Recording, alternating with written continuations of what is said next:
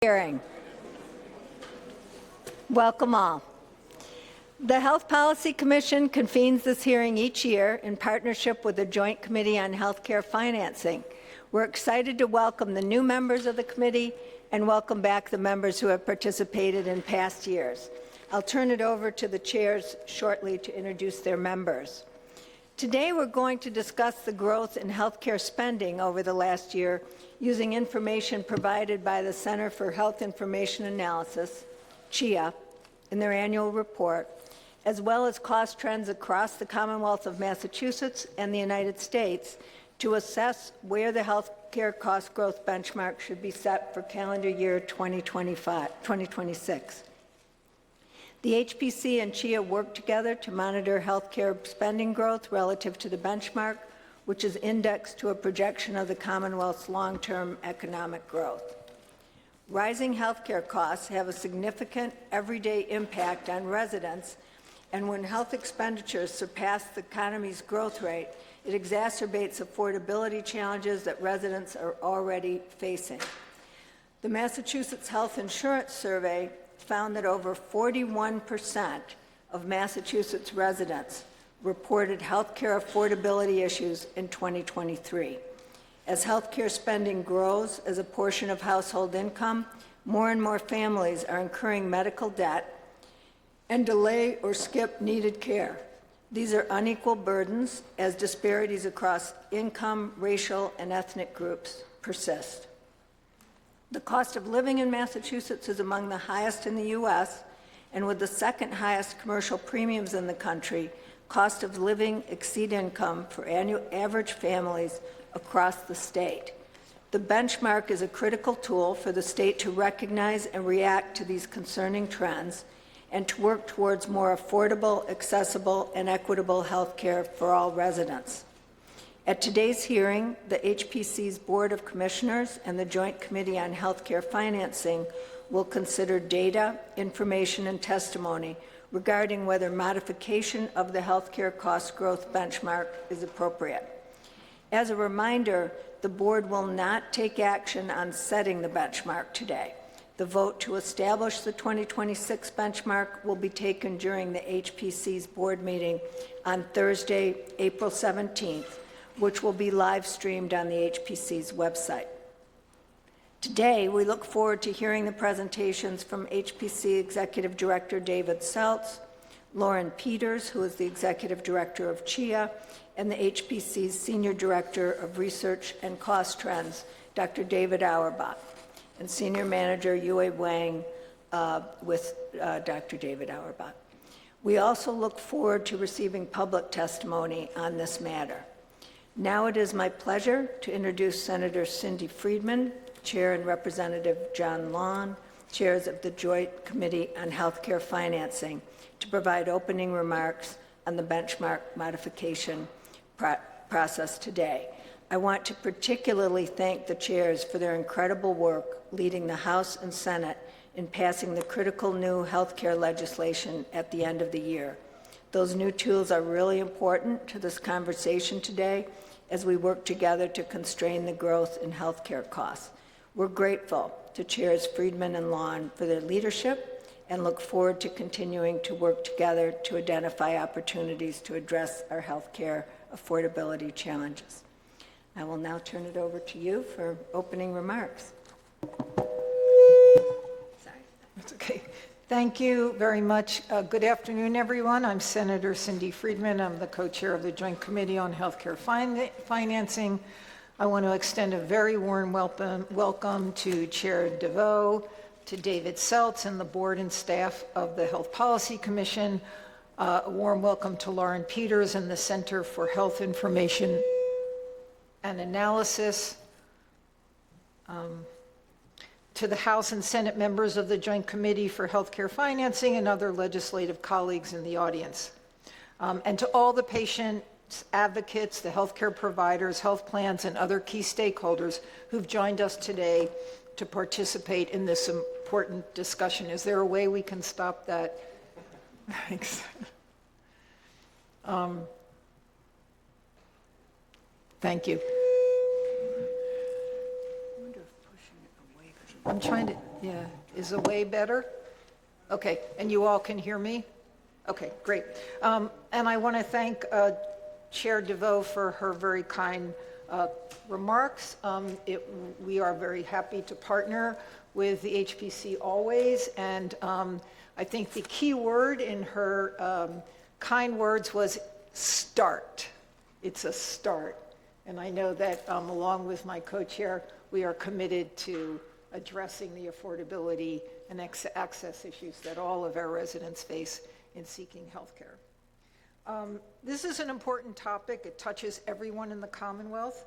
The health care cost growth benchmark was established under the Acts of 2012, so we've been here before. As you know, and as was stated, the HPC board has to set a benchmark annually pursuant to a public hearing process and engagement with the legislature. I look forward to hearing from HPC, CHIA, and healthcare stakeholders today as we evaluate the state's healthcare spending. According to CHIA's annual report released yesterday, total healthcare expenditures increased by 8.6% from 2022 to 2023, which is more than double the cost growth benchmark, which is set at 3.6%. Here's an interesting list. As a co-chair of this committee, I have heard from providers and health systems that reimbursement rates are too low, from health plans saying that reimbursement rates and pharmacy spending are too high, from independent pharmacies telling me they are struggling with low reimbursement rates and clawbacks, from PBMs that say that independent pharmacies are stable and they do not claw back claims, from pharmaceutical manufacturers saying discounts to 340B covered entities are too high, and from community health centers and safety net hospitals telling me they cannot operate without full 340B margins, and so on. Now, there's a lot of nuance to these statements, and they can all be true to an extent, but it begs the question of where our healthcare dollars are really going if everyone says they do not have a big enough slice of the pie. At the end of the day, it is patients, consumers, and taxpayers who foot the bill. Healthcare premiums and cost sharing are increasing faster than wage growth, and it's getting harder every day for our residents to get the care they need. We hear about a system in crisis. We're beyond that. It is now falling apart. It is imperative for us to dig into which services and entities are siphoning the most healthcare dollars and returning the least value, as well as those that offer more value at a lower cost. And it's time for the state, including the administration and legislature, to take bold steps to rein in costs and refocus the healthcare system on the patient and the delivery of quality care to those patients rather than money and profit. I look forward to working with many of you in the months ahead on pressing issues of healthcare cost, access, and quality. It is more important than ever for us to come together as we face significant, serious, devastating cuts in federal funding for healthcare and other challenges from the federal government. So again, welcome. I would like to acknowledge my Senate colleagues on the Joint Committee on Healthcare Financing who are with us today, Senator Paul Feeney, Senator Pavel Payano, and Senator Kelly Dooner. And I will now turn it over to Chair Lon.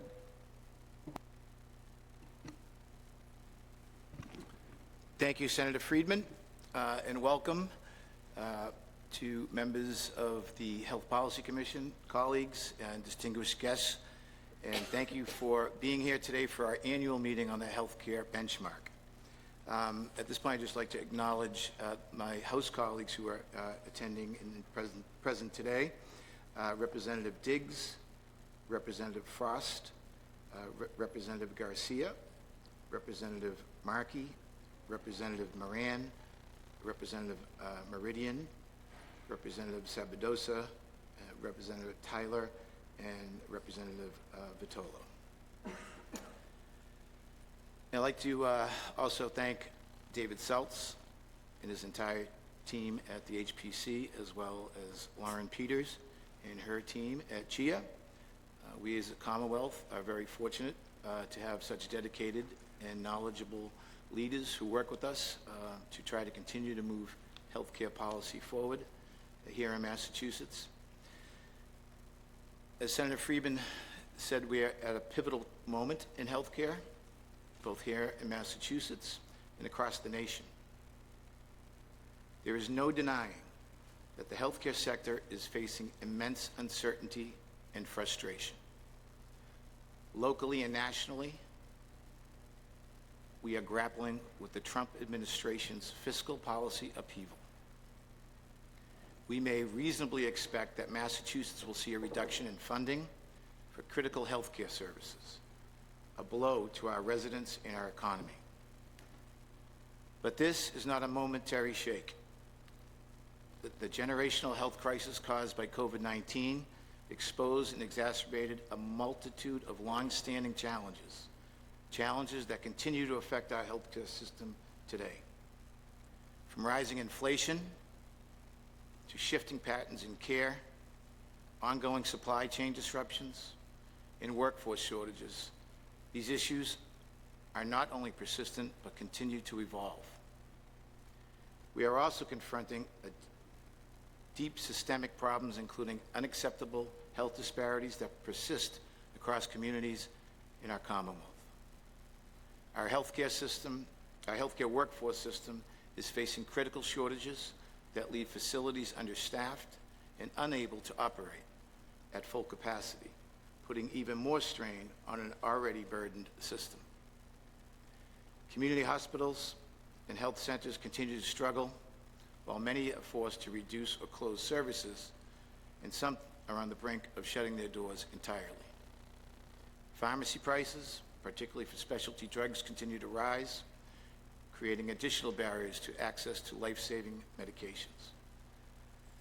The question before us here is, how do we move forward while containing costs? How do we address these persistent issues and modernize our healthcare system to meet the needs of today's Massachusetts residents? Since the last time we were here at this hearing, the legislature passed two major bills, the PACT Act and the Hospital Oversight legislation, that will continue to constrain or remove certain prescription medication administrative costs in hospitals. But this progress has not come easily, and the road ahead will be no less challenging, especially under the Trump administration. The future of affordable and accessible and equitable healthcare in Massachusetts depends on our ability to act with urgency, collaboration, creativity, and boldness. The path forward requires all of us, legislators, industry leaders, health providers, and businesses, to remain steadfast in our commitment to solutions that prioritize people over profits, transparency over bureaucracy, and long-term stability over short-term fixes. I thank you again, all of you, for being here, and I look forward to your presentation today and working together with all of you this next session. Thank you. Thank you so much, Senator Friedman and Representative Long. Great remarks to frame our discussion today. I'll now turn things over to David Seltz, our Executive Director at the Health Policy.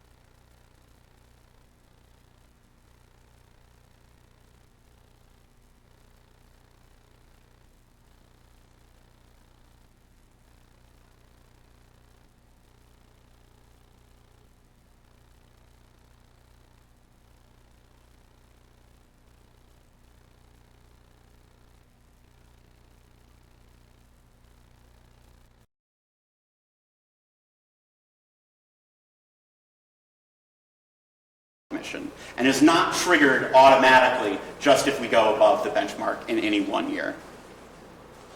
It is not a measure of a provider's internal operating costs. It is a measure of patient spending. And finally, I should note that the benchmark is not the single solution to make sure that we have an affordable healthcare system. The benchmark process provides the critical data and information needed to inform other policy initiatives, such as the very important legislation that was passed earlier this year that directly addressed some of the trends that we have been seeing over and over again in these settings. The law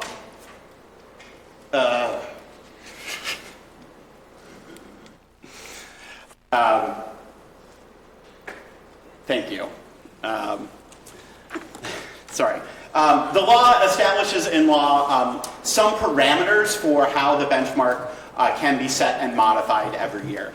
So for the first 5 years, the benchmark was set by law directly at that potential gross state product measure of 3.6%. And the Health Policy Commission did not have an authority to modify. For the next 5 years, the law stated that the benchmark would be set at PGSP minus a half a percentage point, but also allow the Health Policy Commission to modify that up to the full PGSP marker, or 3.6%. During this time period, the Health Policy Commission did default to the rate set in law of PGSP minus half a percentage point.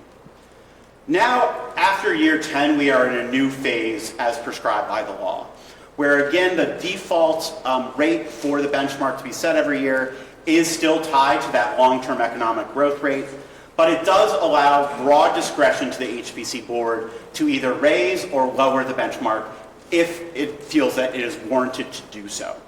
And that really is the information that we're here today to discuss and collect to inform that board decision about whether raising or lowering the benchmark is warranted and appropriate. Part of that process is this important public hearing and the ability to consult with the Joint Committee on Healthcare Financing. If we go into our meeting next April and decide to keep the benchmark stable at 3.6%, this annual process is now complete for the year. However, if the Health Policy Commission board does decide to modify either going up or below, that will require additional steps, including legislative oversight by the Joint Committee on Healthcare Financing, to be able to also weigh in on that decision by the board around whether to modify. I think it's important on the right-hand side of the slide to note that while we're going to be hearing a lot today about CHIA's latest report on our healthcare spending, that is not the sole piece of information that HPC uses to determine whether a modification is appropriate or not. We are looking at a broad range of current healthcare trends, trends on pricing, trends on patient acuity, trends on capacity, and the financial performance of our healthcare system. All of the most recent data that we can get our hands on is under review as we consider whether or not to modify. We're also looking at our current and forecasted economic trends in this state and in the country. And finally, in addition to all of those economic measures and healthcare data measures, we also look at measures of healthcare affordability for residents. What are the people of the Commonwealth saying? Can they afford their care when they need it? And unfortunately, the answer to that question is that far too many residents are now saying they cannot afford the care they need and forego that care. All of these are factors for consideration in our process. This slide just lays out that timeline that I just reviewed, again with some additional steps for review by healthcare financing if there is a decision to modify. Just to take a few moments of my final time here to talk a little bit about that accountability process that I talked about around the potential for the Health Policy Commission to require a performance improvement plan if a healthcare provider or a payer is identified for having excessive spending growth. this little roadmap really charts out the multi-steps in this annual process. First, we begin with setting the benchmark. Second, CHIA will collect a great deal of information directly from health plans around healthcare spending growth, which we measure with a metric called total medical expense. Then CHIA will refer to the HPC confidentially a list of healthcare providers and health plans that have had growth that exceeds the benchmark. Following the receipt of that referral list in step 4, the Health Policy Commission undertakes a significant comprehensive review of that list to try to understand if a performance improvement plan is warranted, and if so, then goes into public session and votes to require a performance improvement plan. As we're considering whether to require a performance improvement plan, I do want to note that we look again at a broad range of metrics to try to understand the context of what is happening with these institutions. So we'll look at things like, what is their pricing? What is their pricing over time? Not all of our providers are equal, and part of our review process is understanding what are those differences between differently situated organizations. We'll look at the populations they serve. Are they treating a greater proportion of Medicaid or government-paid patients? And what are the types of services that they are providing? Finally, we'll also look at financial condition of those organizations, and we'll look at things that may be outside of that entity's control that may have contributed to their spending growth in that particular year. Only after weighing all of these factors does the Health Policy Commission then determine whether or not a performance improvement plan is warranted. The Commission has required one performance improvement plan in our history. This was voted on at the beginning of calendar year 2022, after identifying that Mass General Brigham had excessive spending growth over time, and that their current strategies were unlikely to be able to bring them down below the benchmark.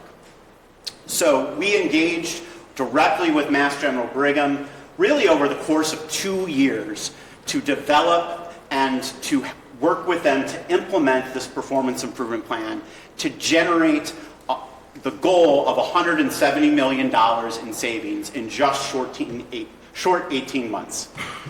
This was done with a collaboration and cooperative compliance by this organization, who embraced the opportunity to identify areas where they could improve care for their patients and reduce total medical expense for those patients.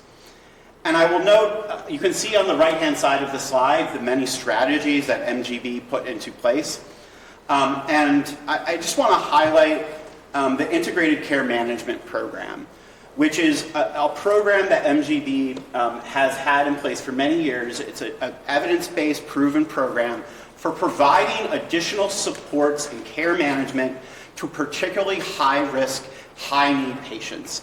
And that by providing that additional care management support, it has been demonstrated to reduce unnecessary emergency department visits, unnecessary hospitalizations, and unnecessary readmissions for that patient cohort. And in so doing, save the system money. I raise this particular strategy here because I want to impart that strategies to control or to improve healthcare spending do not need to be cuts to services or cuts to benefits or restrictions. In this particular case, they were improving the care for their patients, improving the quality of care, helping them manage their diseases and conditions, and in so doing, being able to eliminate or reduce unnecessary acute utilization. I would also note here that there is no strategy here about layoffs or cuts in salaries. That is not what we are here about. We are about trying to moderate the overall spending for patients. And how can we do that, and how can we find these opportunities? Layoffs, cuts to salaries for an organization will not directly impact their total medical expense. Managing patients and putting in innovative strategies will. And MGB proved that they could do this, and we ultimately deemed that this performance improvement plan was successful. Finally, on my last slide, I just want to highlight that once again, Massachusetts was a leader in thinking about this process for measurement and transparency in our healthcare system. We were the first state to establish an idea of a healthcare cost growth benchmark or target, but now there are 7 other states that have adopted this exact same approach, and many of these other states have even gone further than we have. Some of these states have also said we want to have a target for increasing spending in areas of high value, such as primary care. How can we do that and also moderate total spending over time? And there are many other states, as highlighted here, that are also doing different aspects of increasing transparency and measurement of our healthcare system. So we are not alone. I will note, I didn't do a full scan of these states, but just to give you a sense of where some of these other states have set their targets and benchmarks. In the most recent year, Oregon set their target at 3%. California is working towards a 3.5% benchmark. Rhode Island is working towards a 3.2% benchmark. And Connecticut, in their most recent year, is working towards a 2.9% benchmark. I'm happy now to take any questions about the law, the process, and the healthcare cost growth benchmark before I turn it over to my colleague from CHIA.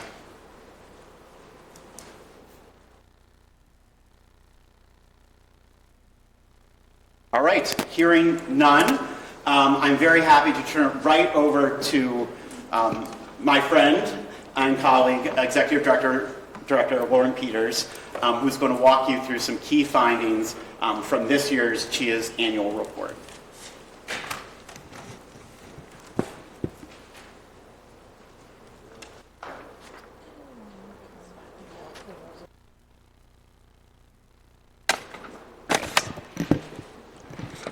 Thank you, David, and good afternoon, Chair DeVoe, Chair Friedman, Chair Lon, and other distinguished members of the Legislature and HPC Board. Thank you for the opportunity to come before you today and share some key findings from CHIA's annual report.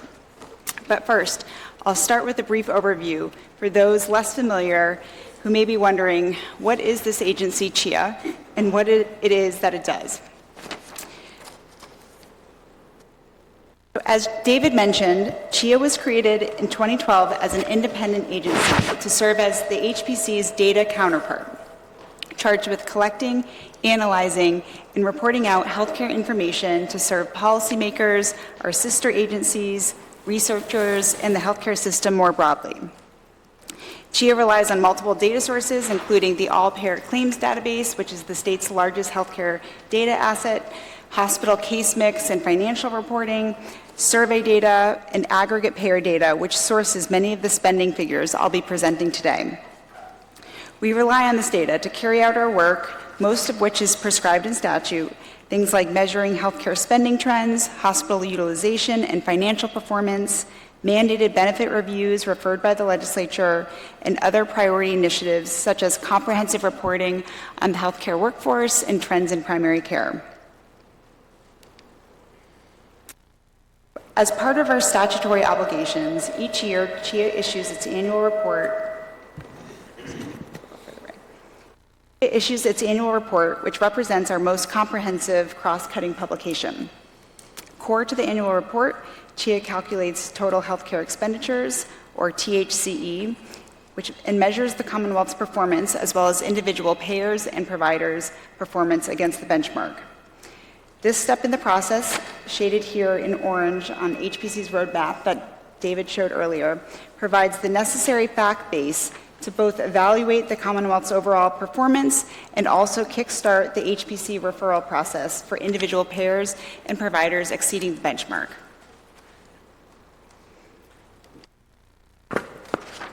All right, so turning now to key findings from the annual report. I'll start by reviewing the top line total healthcare spending figures, or THCE, which includes all medical expenses and non-claims payments to providers, member cost sharing, and the net cost of private health insurance. All right. So in 2023, total healthcare expenditures increased to $78.1 billion, equating to $11,153 per Massachusetts resident. This put the per capita growth rate at 8.6%, more than double the healthcare cost growth benchmark, which was set at 3.6 for 2023. The 8.6% growth rate is the second highest growth rate since measurement began in 2013, second only to that seen in 2021 when there was a sharp rebound in healthcare spending in the wake of the pandemic. This graph breaks down spending for what we consider to be the major components of THCE. In between the two bars, we show the aggregate spending growth rate as the top number and the enrollment changes year over year as the bottom number.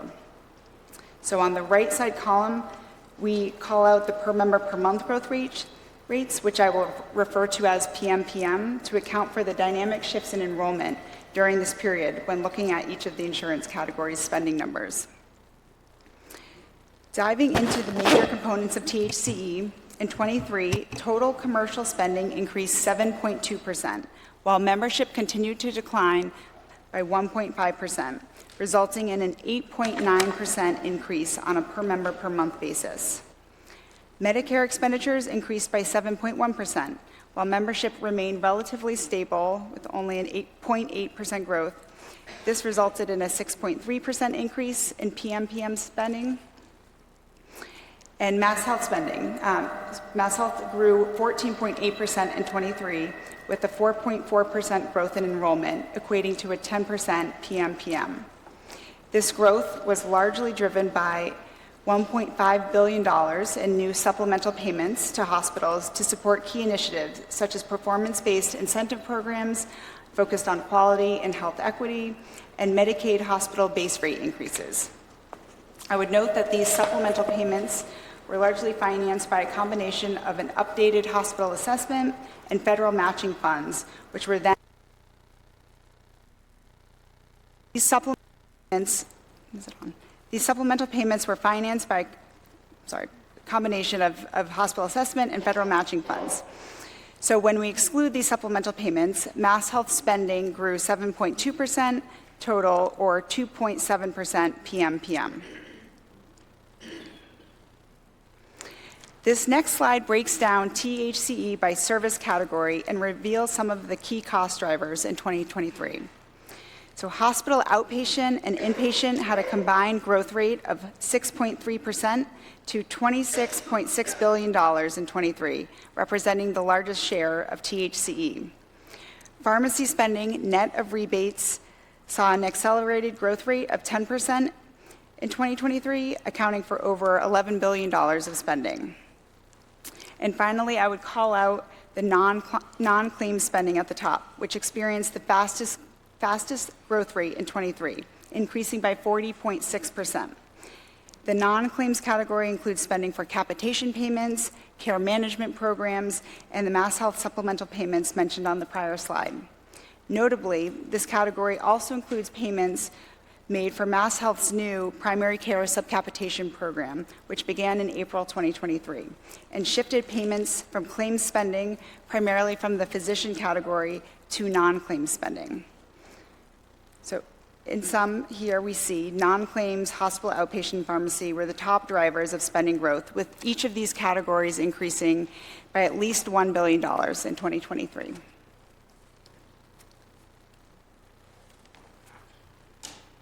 So this next section is focused on healthcare affordability, with the goal of translating these high-level numbers to better understand how these trends impact individuals and employers on the ground.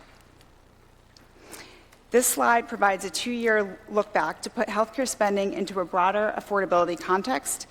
And so at a high level, we look at the cumulative growth of the healthcare costs borne by individuals and employers compared with economic metrics. Premiums and member cost sharing increased faster than Massachusetts wages and salary and regional inflation between 21 and 2023.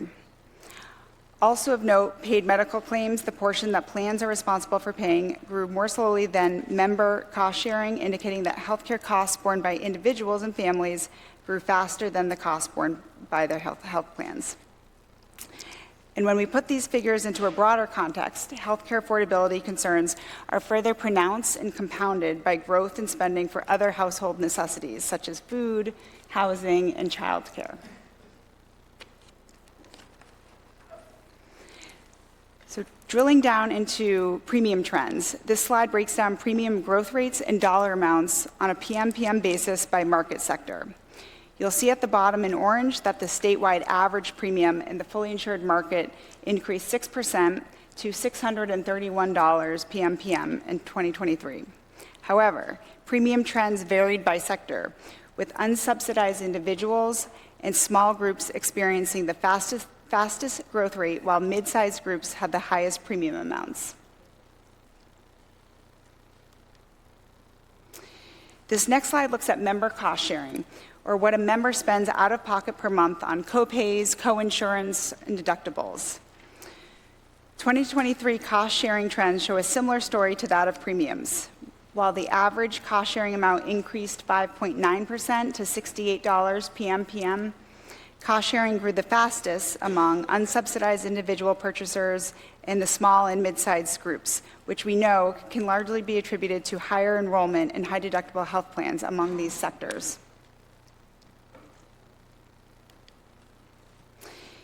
This next slide uses data from our household insurance survey and shows the prevalence of affordability issues across the state.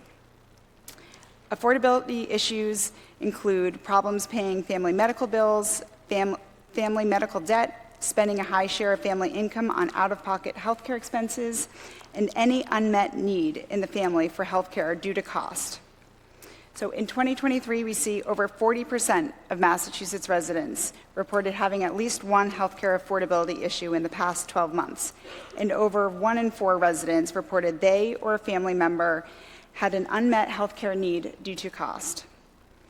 Further, we see these affordability issues and unmet care needs disproportionately burden non-Hispanic Black residents and Hispanic residents.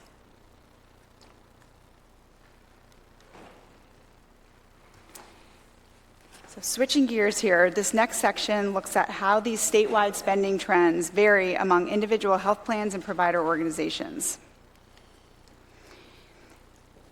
CHIA examines total medical expenses on a health status adjusted basis for each payer's member population, which accounts for differences in member illness burden and medical costs. This year-over-year growth rate is then compared against the healthcare cost growth benchmark.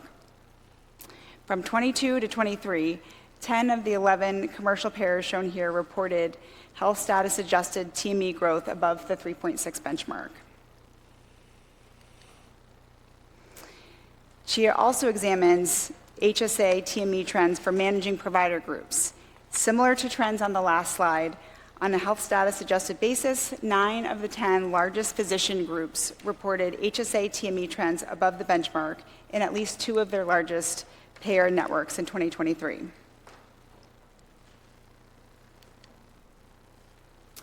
Finally, I'll round out the presentation with some hospital utilization and financial trends. This slide details trends in hospital inpatient discharges from October 2018 through June 2024. Shown in blue is the quarterly trend for inpatient discharges, and the line in orange is the average inpatient length of stay in days.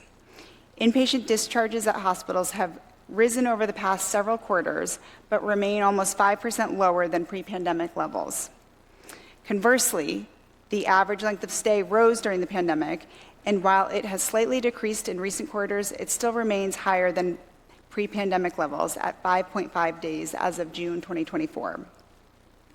In sum, the key takeaways here is that while the number of people receiving inpatient care at Massachusetts hospitals is below pre-pandemic levels, the average length of stay remains more than 10% higher than pre-pandemic levels, which we know is a big contributor to our health system's capacity challenges. This next slide looks at the same utilization metrics but for emergency department visits. Similar to the inpatient setting, ED visits are lower overall, but the average length of stay is still more than 10% higher compared with pre-pandemic levels.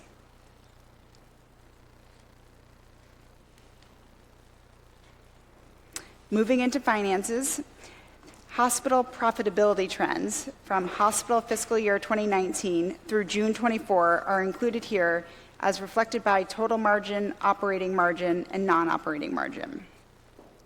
So while we don't yet have a full year's worth of data for 2024, the data that we do have through June is often representative of the hospital's financial position at the close of the fiscal year, which for most hospitals is September 30th. Looking at total margins, which include both operating and non-operating investment activities, the statewide median total margin increased by 6.4 percentage points from negative 4.2% in 22 to 2.2% in fiscal year 23. However, our most recent quarterly data through June of 24 shows total margins trending back downwards to 1.4%. When looking at operating margins, the statewide median operating margin increased by 1.5 percentage points from negative 1.3% in FY22 to 0.2% in FY23. However, it has since decreased back into the negatives to negative 0.9%, with only 25 of 58 hospitals, or 43%, reporting a positive operating margin as of June 24. And lastly, the median non-operating margin, largely reflective of investment activities, has steadily increased in recent years to 1.9% as of June 24.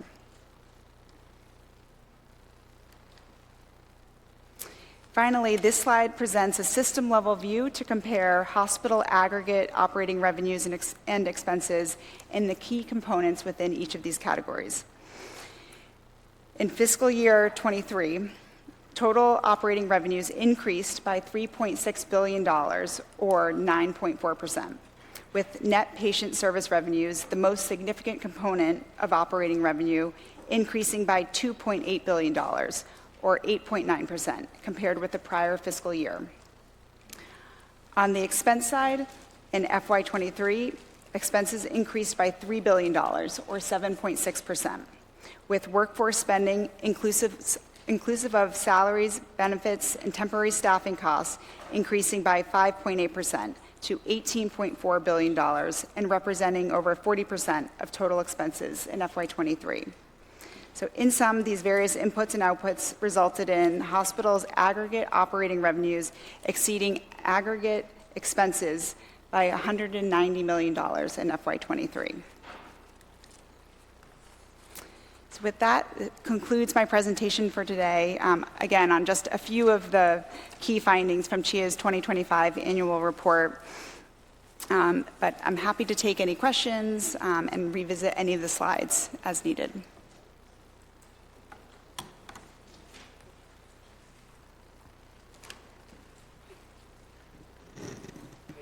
I have a question on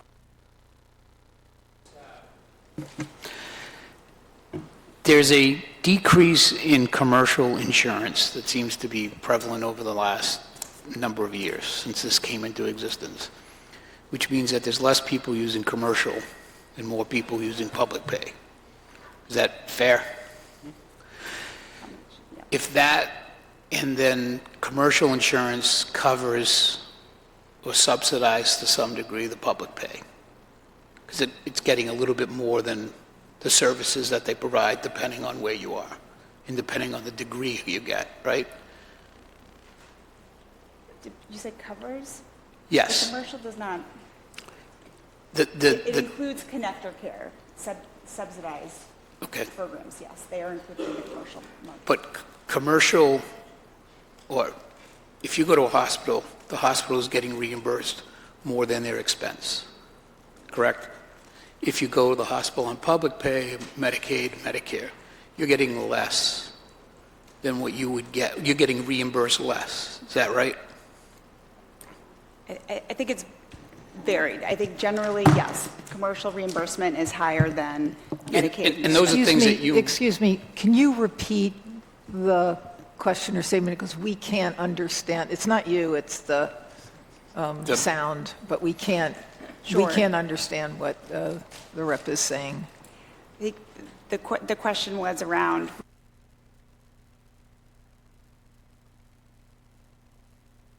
than Medicaid and Medicare. In the commercials are higher. The commercial reimbursements are higher, yes, generally.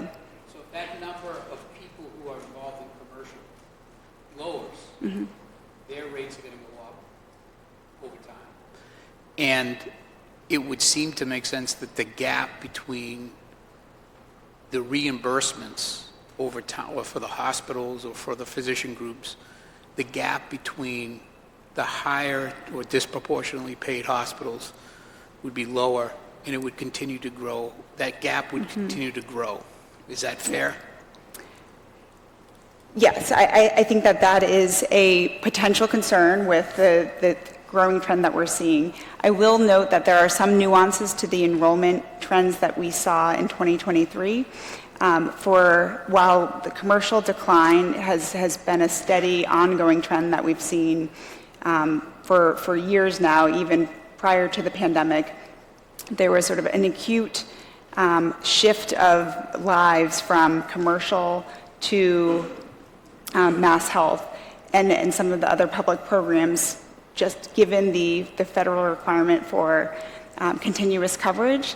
And so under Secretary Walsh and the administration's tremendous efforts to take on redeterminations, we are going to see enrollment shift from mass health to commercial, but it's not necessarily reflected in the 2023 data because redeterminations ended in 2024. I think we're going to see much of the results of that sort of in the 2024 data. But I think that your premise around the more that we see lives leaving the commercial market, moving on to public programs for insurance, I think it is fair to say that there will be a financial impact on hospitals and our providers community. In particular, the areas where we have the disproportionate hospitals, that gap is going to be much more significant if they don't have the leverage with the insurance companies to negotiate, or they have less leverage, so that's a factor, right? And then they have the vast majority of their people who are on public pay. And so that gap, is there something that you see as a trend or a policy that we could have without subsidizing it every year depending on what happens here? Like a system in place to make sure that the gap either shuts or it doesn't get any wider. And I'm just curious as to if there's something out there. I'm new to this, so but it just seems to me that that gap is going to get wider and there's no way of stopping it unless we do something. Yeah, I have one thought, but then I'll turn it over to my policy counterpart here. I think as we think about the commercial declines and the declines in employer-sponsored insurance, I think that one of the primary reasons we're seeing that trend is costs. And so as we saw in some of the slides, the small group market, mid-size, they have some of the highest premiums, the highest member cost sharing. Many of them are going to high deductible health plans. And I think if we can tackle costs and affordability particularly for the merged market and for that segment of the commercial market, I think that is one strategy to sort of mitigate or at least slow down this growing trend of enrollment shifts from commercial into public programs. But I don't know if you have anything to say. Yeah, just to add, I think the dynamics you're talking about are really interesting. I think we often hear that, providers need to charge these much higher commercial rates to subsidize, potential losses from the public programs. But you're absolutely right. Actually, when you look at who has the highest commercial pricing, it tends to be the providers with the least amount of government program patients, because they have that additional leverage and the insurance companies want them in network. So it's actually not the providers that are treating the greatest proportion who are getting the higher commercial rates. And this price variation, this unwarranted price variation that we see just among the commercial rates, is something that can, further destabilize some of those institutions that we most count on for treating these patients and populations. So I think you raise, an important dynamic that we always think about at the Health Policy Commission when we're thinking about how do we look across the system, is that there is a lot of variation. And when we look at medians and averages, sometimes those medians and averages can really mask important differences. And just to note on, Lauren's slides on the hospital financial picture, those are all medians. If you look across, you'll see a lot more variation in terms of what the actual performance is. And so as we think about, when we're looking at an organization, we're looking at, where are their baseline pricing, how has that grown over time, what are the populations they're serving, all of which may, lead us to say, maybe we need to support this institution more, but also there may need to be a rebalancing of those commercial rates in terms of, again, variation that is not really tied to value.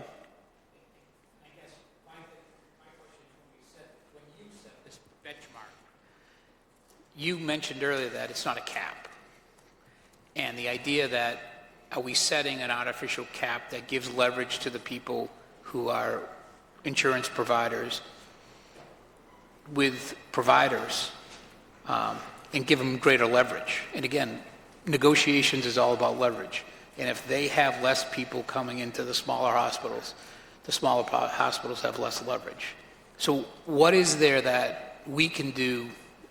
I mean, in my mind, I just think that it doesn't seem fair that the bigger hospitals get paid more for doing the exact same thing on, not the big stuff, but the regular everyday stuff. Doesn't seem right, considering that those commercial reimbursements are really what drives the opportunity to have hospitals in smaller communities. Yeah, it's a great point. I would suggest that for the institutions that have lower leverage, I don't know that the benchmark changes that dynamic. But we have recommended, as we think about potential changes and evolutions to this law and to this process, that there may be a need for some differential benchmarking or differential viewing of looking at different cohorts of providers. That's something that California has done in their approach. They actually have a statewide benchmark, but then also empower the government agency to set sector-specific benchmarks. And so one of the things that they're proposing right now is a sector-specific benchmark for high-cost and high-priced hospitals that would be lower than the total statewide benchmark. And so there are ways that we could think about better incorporating that known variation so that we're sending the right signal to the market in terms of where we want the investment to go.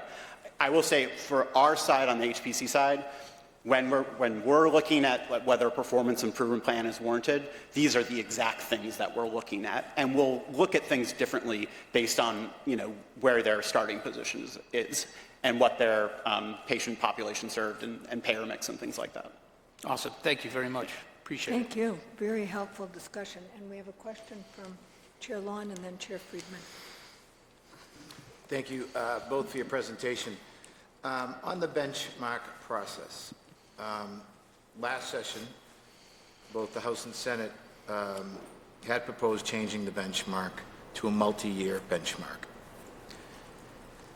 While we both had difference in how we were doing it, it was like a 2-year or 3-year fixed versus rolling. Both bodies proposed this multi-year benchmark and to better capture, expenditure trends. As we begin this legislative session, let me just get your thoughts, both of you, either you want to comment on it, do you have any thoughts on the multi-year benchmark to capture more of these trends? And I guess, too, what I was thinking about this morning is, we talk about coming out of COVID-19. No one knows how long that takes, right? I think clearly the challenges we have, whether it's workforce and inflation, supply chain, like to think that we're just going to snap back that quickly is probably and we can realize now, very unrealistic. So I think that probably plays into more of, trends, and then also I guess that can trend into drug costs and, certain, I think we talked about last year at this hearing about RSV and, the year before when that, we had a big spike in that and, utilization of certain drugs. And now we probably see GLP-1s that are going to come really into effect and some of the benchmark stuff. So I guess just, I know it's a little long question, but what your thoughts are around the multi-year benchmark and capturing the trends. Yeah, I'll share a few thoughts. Thank you, Mr. Chair, for that question. We have in our cost trends reports made recommendations about how we think this process could be improved, and welcome the conversation around how we can evolve this structure. I think it's a hallmark of what we do in Massachusetts, that we learn over time and we look at the data and we consider whether we have the right approach. And so I won't go through what some of our suggested changes are, but specifically on the concept of a multi-year benchmark, this is not uncommon among the states that have done benchmark programs. So for example, California set at the outset and said, we're going to give a trajectory of where we want our system to go over the next, I don't know the exact number of years, but over a course of a number of years, and said we're going to start at 3.5 and then we're going to slowly ratchet down to a 3.3% benchmark. That's what they're working towards. But they basically wanted to kind of lay out that pathway for the system so the system knew, okay, we're going to be have stronger or more aggressive targets that we want to try to hit, but let's do that over a period of time. I think something like that can make a lot of sense. I think that's part of why the benchmark tied to PGSP has been stable and predictable, to be able to provide some clarity to the market about what these expectations, what we are going to be measured against. And that's really all this is a measurement tool. And so I do think it's important to do an annual measurement, and that to have this annual process where we're looking each year to see how we have done as a state, where are those opportunities, where can we dig in deeper on drivers. I think the annual process is very powerful and important, in my opinion. Whether you set a benchmark for a year 1, year 2, year 3, that could be certainly reasonable. And in terms of thinking about some of the pressures that we've seen in recent years, those things like increased labor costs, increased supply costs, when we at the Health Policy Commission every year have been reviewing that list of entities that have had excessive spending during this time period and considering whether a performance improvement plan is warranted, those are factors that the board weighs heavily to try to understand, was this really something that was in their control to be able to manage in this given year? And if it's not, then that weighs against taking that further action. And so that consideration of those factors is baked into this process.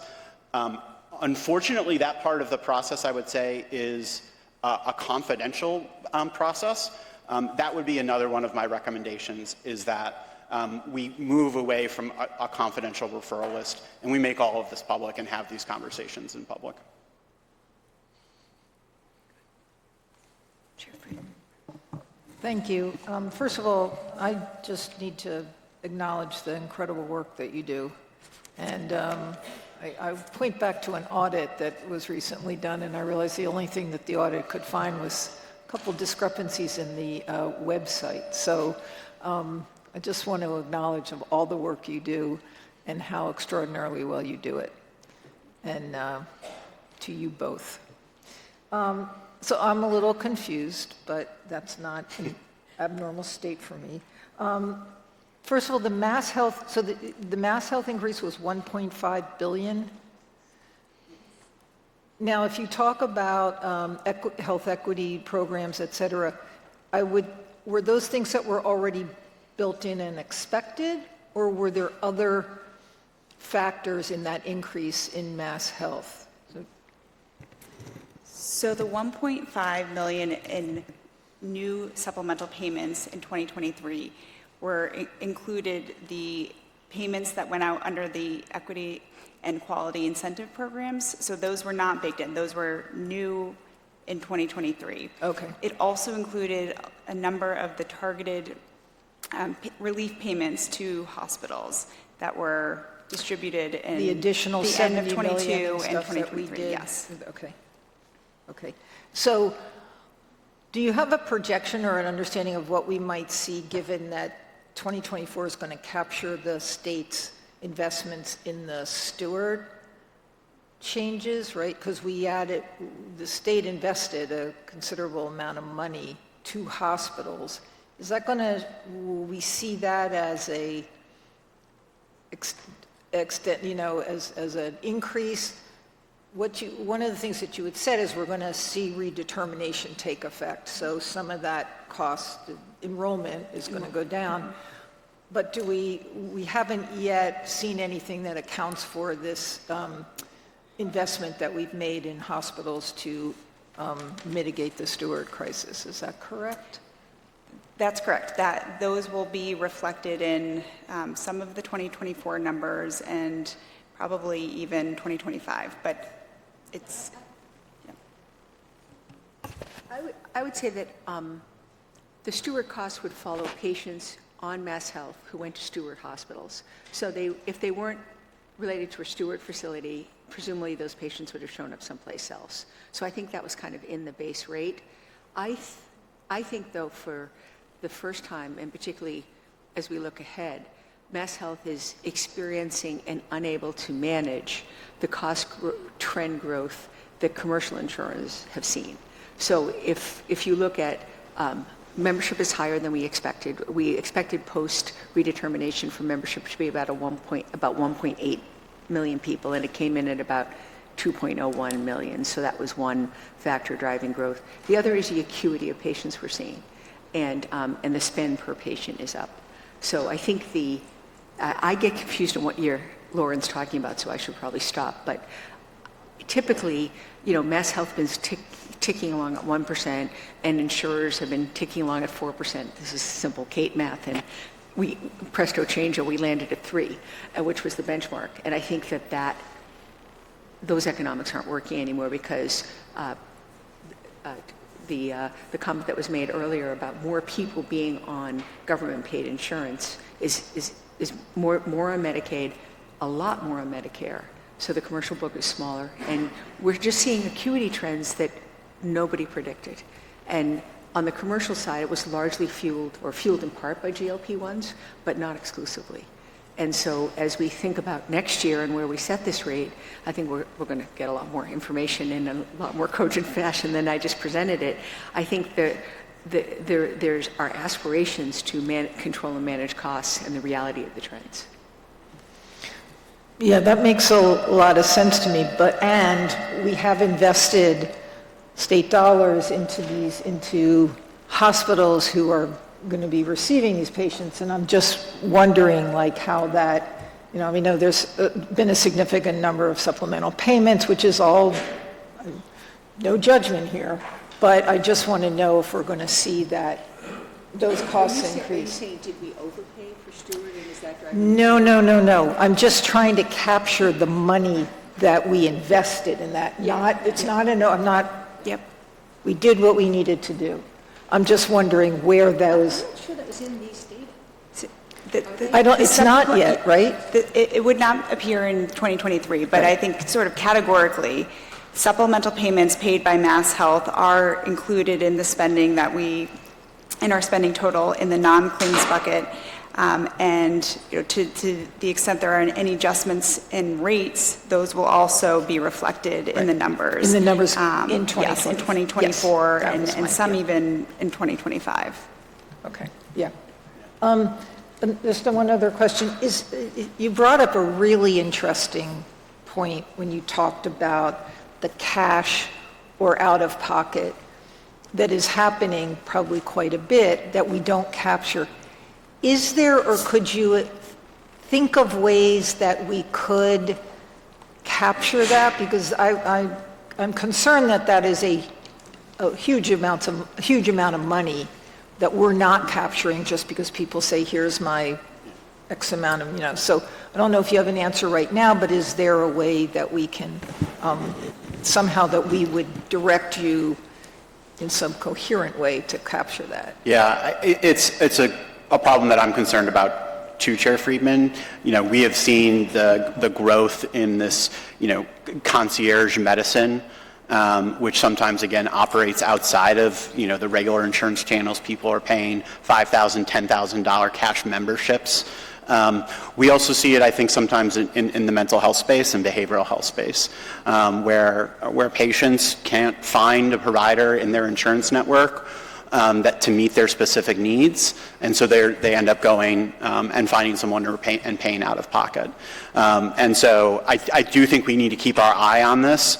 I think, some of the survey work that we do that tries to get at, kind of what is the overall affordability burden that residents are feeling, will kind of pull that in. But I think it might be important to maybe more granularly understand where, for what types of services, and do we see that trend going up? Because, we don't want to have this whole other shadow healthcare system that we're not even seeing, where people have been moved to and are paying out of pocket for.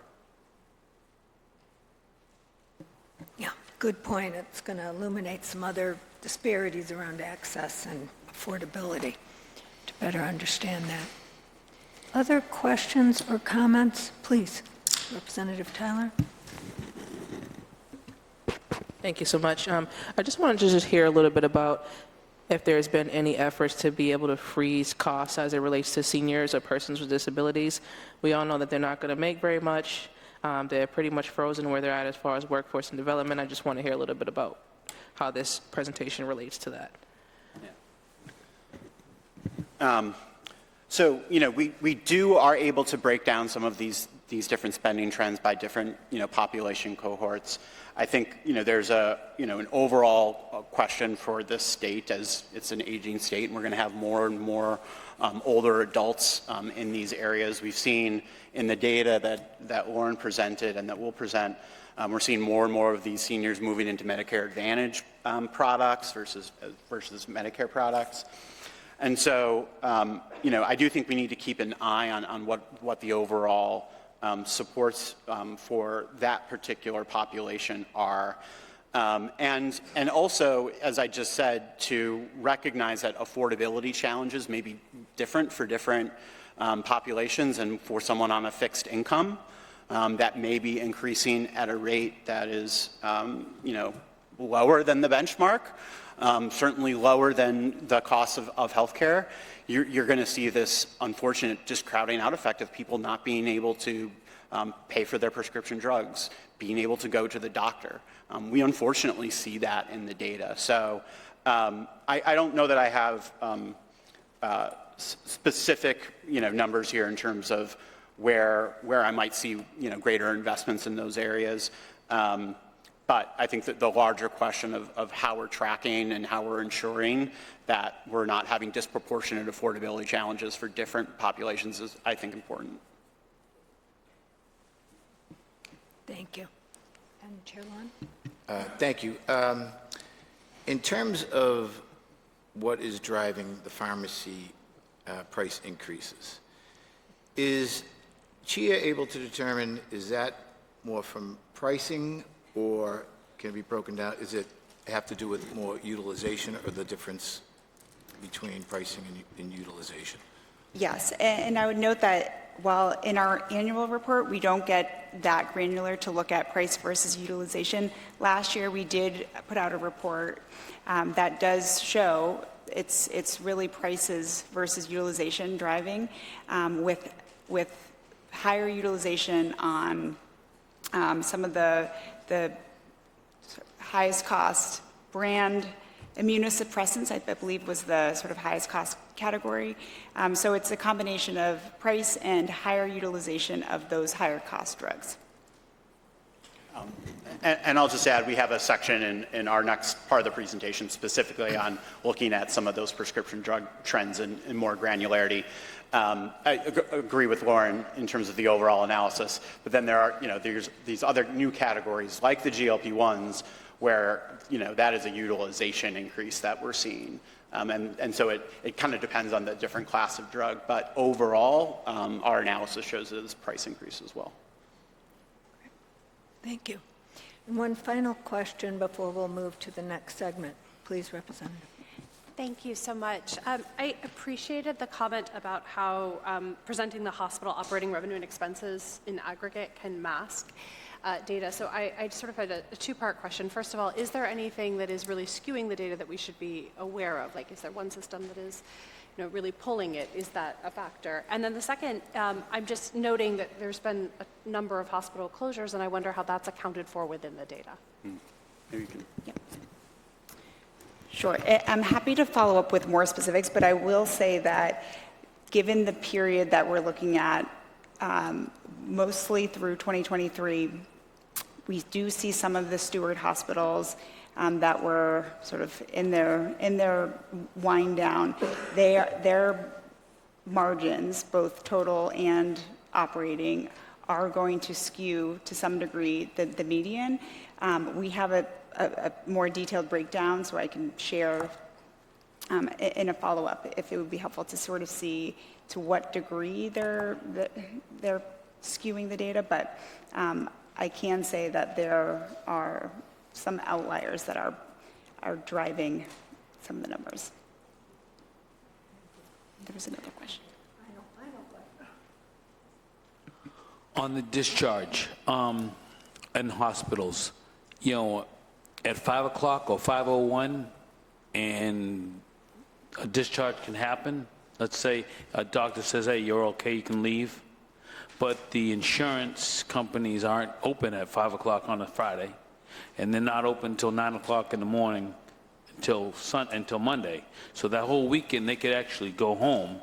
So if we were to have someone with either Blue Cross or any of the insurance companies be there on a 24, if the hospitals are open, why wouldn't we have a Blue Cross Blue Shield, somebody open there? Because I'm sure there's a lot of money that's being wasted in that time too, that we have people kind of in hallways not being able to go into a bedroom, and then also somebody ready to leave that hospital that could go either home or to a nursing home, whatever, or a recovery center, whatever.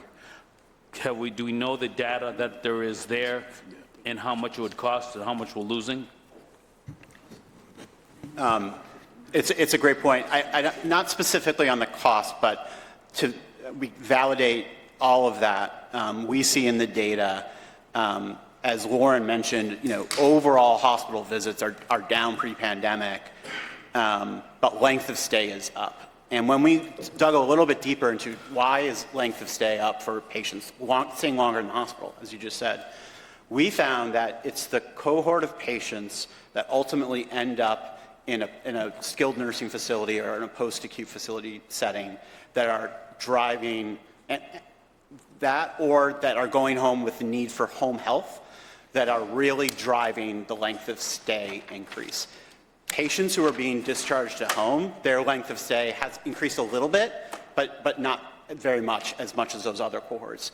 And what that suggests to us and validates to us is that there is a problem and a bottleneck at the discharge stage to get these people into the appropriate home health or skilled nursing facility or rehab setting that is contributing then to the longer length of stay, to increase capacity within the hospitals, back up in the inpatient floor, back up to the ED. And so if we can do something to speed up that discharge process, we could do a lot to impact our capacity challenges that we see in our hospitals right now. Getting people to that next setting of care quickly and appropriately would have a huge impact.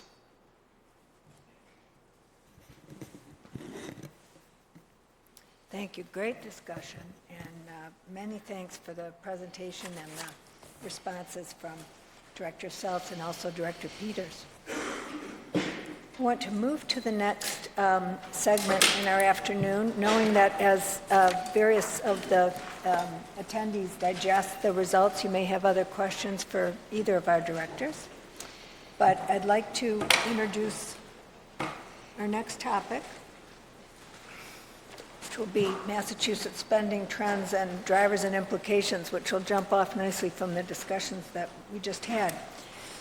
Dr. David Auerbach is the Senior Director of HPC's Research and Cost Trends Department, and Yui Wang is our Senior Manager. They're going to present findings on Massachusetts' recent healthcare spending trends and share an overview of healthcare spending drivers and implications for affordability. Welcome. Okay. Not too close. All right. Thank you very much. Good afternoon, everyone. The outline that I'm going to talk from today will include some overall broad trends in spending. Then we will specifically focus on drivers of spending in the commercial market. And as you see here, we'll spend some time on overall drivers as well as some deep dives into the hospital outpatient department and pharmacy, which we continue to see are the biggest categorical drivers. And you along will join me for the prescription drug section. Then I'll talk about a few other trends in the commercial market. Closer? Okay. Okay. Thank you. And then finally, I'll talk about affordability as the last section. I apologize. I have a somewhat... Okay. I know. Okay. Let's start off with the broad trend of our performance against the benchmark over the past 11 years of experience. Here you can see, as we know, we exceeded the benchmark in 2023, that's on the far right, at 8.6%.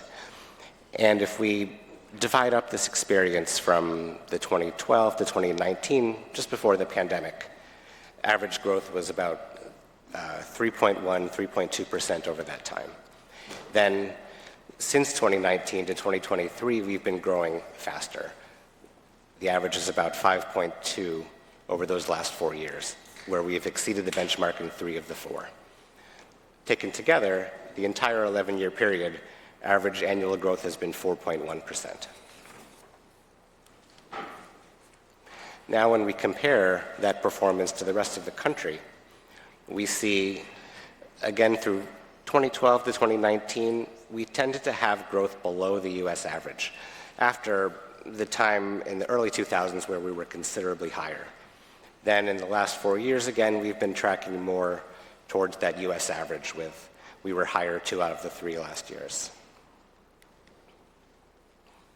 And if we think about that across the different broad market sectors, commercial, Medicare, mass health, that's what's shown on the next graph here.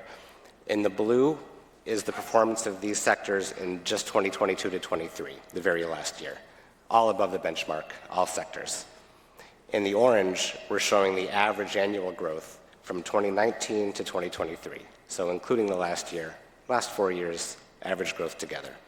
You can see commercial is the highest. And because the commercial sector has the highest growth and is also the largest, about 60% of mass residents have commercial coverage. The commercial sector has contributed to most of the above benchmark spending in the last 4 years, about 3/4 of it. So for that reason and others, that's where we're going to focus really for the rest of the day. Here is our commercial growth trend compared to the US average. And we do our best to make this apples to apples, but it's not perfect. Again, a similar pattern where in the mid-2010s, we tended to be growing more slowly than the rest of the country. Since then, we've been fairly similar. Both Massachusetts and the rest of the country had a spike in commercial growth in 2023. So it's not just here. All right. And with that, that leaves our premiums still to be quite high. As you can see, this is the average annual family premium for health insurance in 2023, all the states lined up. And our average is $26,355, second highest in the country. And consider that, again, that's the average. 10% of people have premiums over $36,000 a year. Okay. So let's understand what's driving the commercial cost growth and what is leading to these high costs. Overall, just 2 slides here. I'm going to break it down a couple of ways. Prices and utilization, which we've talked about. Same story it always is. It's mostly prices. It's mostly prices. This is one very broad way to break down prices and utilization, and we're going to dive more into this, into specific things, but you can see the price trend in the orange. That's the amount more that we pay each year for the same care. The blue is the utilization. That's just how much more care we are using in this aggregate sense. And you see those wild pandemic swings of the utilization, but overall, it's mostly the orange, a little bit of the blue. It is noteworthy that the utilization had a slight increase in 2023. And in some of those areas of increase, some of them are high-cost items. So we'll see a bit of that. Okay, so that's prices utilization. Now, as Lauren did, we can look by commercial category, by sector. Here are the 4 broad categories of commercial spending. And I want to note on the bottom, you can see how big each of them are. There's hospital inpatient, which is an overnight stay in the hospital, about 20%. Hospital outpatient, ED, and ambulatory surgery center. This is mostly the hospital outpatient in that bin. That's 35%. That's the biggest commercial bin of spending. So we're going to talk about that more because it's a mixed bag of a lot of different services. Then office, urgent care, retail, that's about 20% of the commercial spend, and pharmacy is another 20%. Again, if you see in the blue, that's spending growth by category. All of these categories grew far over the benchmark in 2023. And the orange shows, again, their 4-year average growth. And we see this pattern year after year that the highest growth categories are the hospital outpatient and the pharmacy. So for those reasons, we are then now going to delve a little deeper into what is driving the growth within those broad categories. Okay, first, hospital outpatient department spending. What the heck is this? So let's talk a little bit about what it even means. So we understand a hospital inpatient stay. You go to the hospital, usually it's through an emergency department visit. You're admitted to the hospital. You're there for several nights. As Lauren showed, an average stay is 5 nights. And typical things that might bring you there, a heart attack, a septic shock, okay, inpatient stay. A hospital outpatient department, even physically, there's a variation. Sometimes it is part of that same hospital campus, maybe right next door, maybe attached. Sometimes the hospital outpatient department is not on the hospital campus. It could be miles away in a standalone building that might look just like a regular physician office to you, but it's part of that hospital's license and it bills as that hospital. Okay, then we have our traditional physician offices on the right of this diagram, and that's what we know. We go for our, for our standard visits, immunizations, or all kinds of things. Okay, so those are these 3 types of settings. The hospital outpatient department, kind of in the middle in terms of intensity, and the services it provides overlaps with the inpatient side on the left and with the office on the right. You can get the same types of services sometimes in both places. So it's confusing, and the prices are different. So for example, what overlaps between this inpatient and outpatient side, a hip replacement you could have in both. Hysterectomy, bariatric surgery, they could be in both. They'll tend to be cheaper in the outpatient setting. And I'll talk about that in a minute. Then, on the right side of that continuum, there's what overlaps between the hospital outpatient and the office. There we have things like drug infusions, imaging, a regular doctor visit, a lab test. Those can be in both places, and when those types of services happen in the Hop D, they're about twice as expensive or more because of the addition of a facility fee, the hospital additional charge to that service. Okay, so there's a continuum of cost here, higher on the left, lower on the right. And a key feature to know about Massachusetts is of those overlapping Hop D office things on the right, like your lab tests and your infused drugs, we do more of them in the hospital outpatient, a lot more than most states. And this is partly why our costs are high. Other things to note on this slide, again, a patient who winds up in a physician office or a hospital outpatient, they might not always know. They might not always know, and their cost sharing is often higher in that hospital outpatient department. Okay, so with that bit of context, let's understand what's driving this hospital outpatient spend. Here is the hospital outpatient spend divided up into 8 subcategories, and we looked at within each of these. The height of the bar is how much spending is in these categories, and we're looking at 2019, 21, and 23. And we've highlighted the fastest growing subsectors of HOPD spending. They are major surgery, chemotherapy and radiation oncology, and drug infusions. And we'll talk about those. Let's start with major surgery. All of these have 10% spending growth per year, which is pretty high. That's driving that HOPD spend. Major surgery. This one is a weird one because most of the growth is from the shifting of things like knee replacements from inpatient to outpatient. So that is a money-saving shift when you consider just one surgery. That's what this graph shows. If you take all of our hip and knee replacement surgeries, look at the trend on the inpatient side on the left in the orange, dropping. The volume is going down. And the hospital outpatient side in the blue, total parallel increase. It's just a shift, okay? We also see some of these showing up in ASCs, ambulatory surgery centers, which is a freestanding place that does a lot of outpatient surgery as well, generally for less price than the hospital outpatient. And I've shaded these bars as well to show when they occur out of state. And you'll notice that a lot of those ASC surgeries are out of Massachusetts. We don't have a lot of ASCs in this state. So you see this shift, and you see in the total, the volume has also gone up. But this shift itself explains about almost 1 percentage point of the HOPD growth. And if you remember, the HOPD growth back here was about 6.6% per year. So one of it is from this shifting phenomenon. We're moving the site of care. Okay, so that's one. It's something. It's not everything. Now let's talk about what else is driving that HOPD spend. Infused drugs, injected drugs, chemotherapy. That's a big driver of increased HOPD spend. I'm going to here show an example of the second highest cost drug in this space, Keytruda. It's a drug used in chemotherapy. And what we're showing here is, this is a price graph. The average price at each of these different hospitals in 2019 in the blue, in 2023 in the orange. And what you see is higher prices for a lot of the hospitals for this same drug.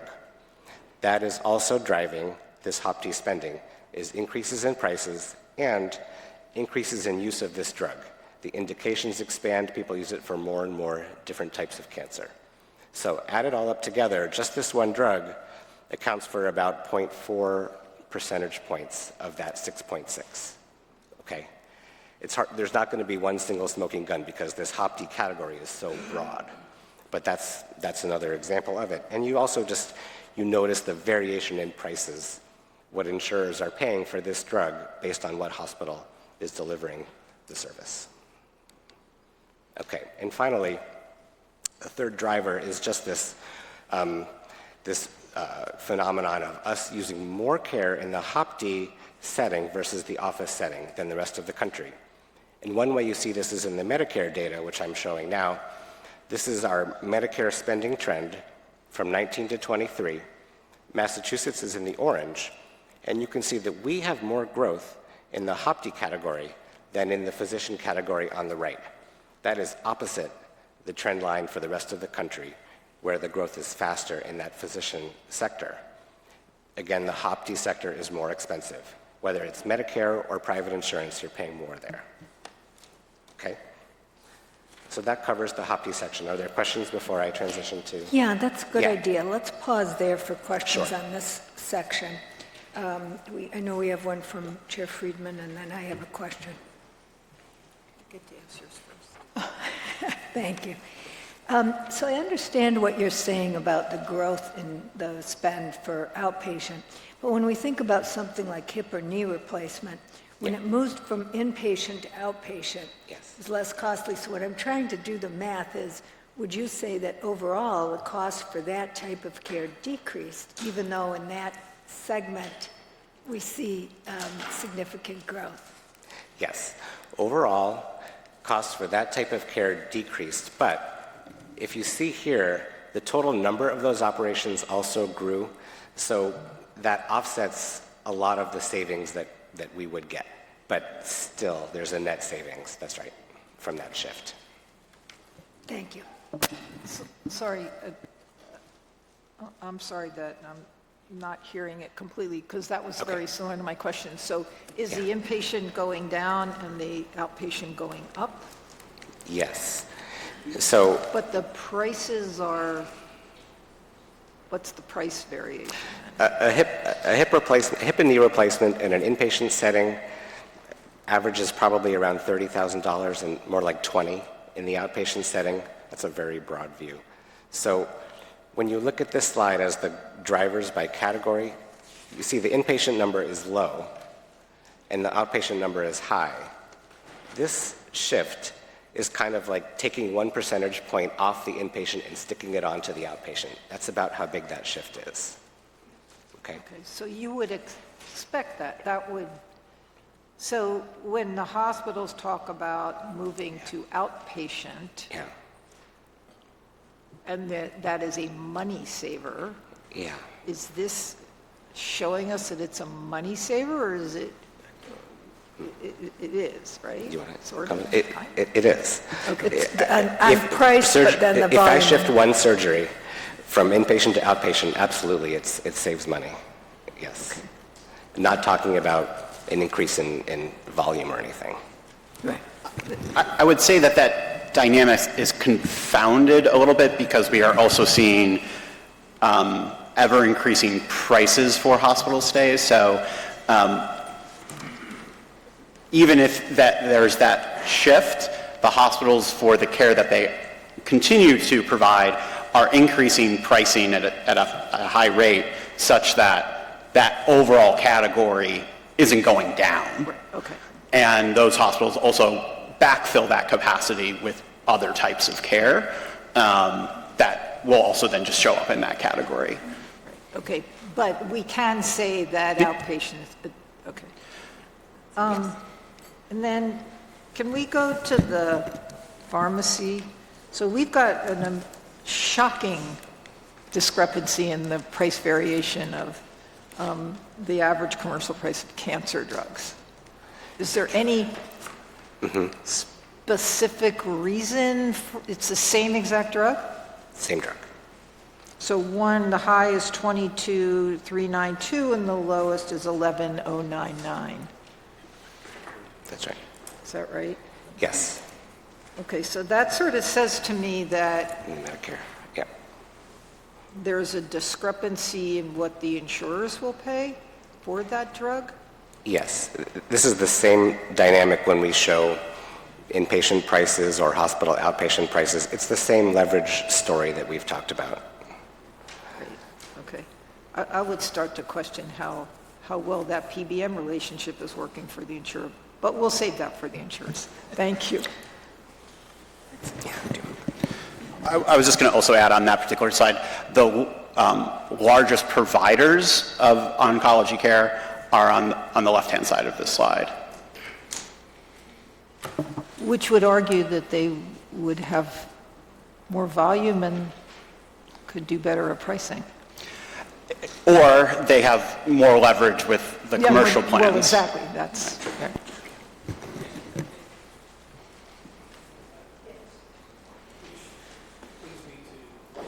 What I was saying earlier about having that leverage and having the reimbursements. As you go down, sorry about that. As you go down the list from the Farber to MGH, their margin seems pretty good. And you go down towards the more local hospitals, those margins are much smaller.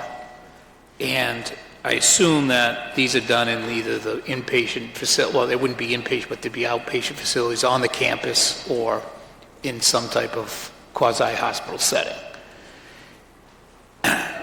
is there a way to have it incentivized through some policy to push some of these things more into an office setting instead of having that middle ground that we talk about, which we've done?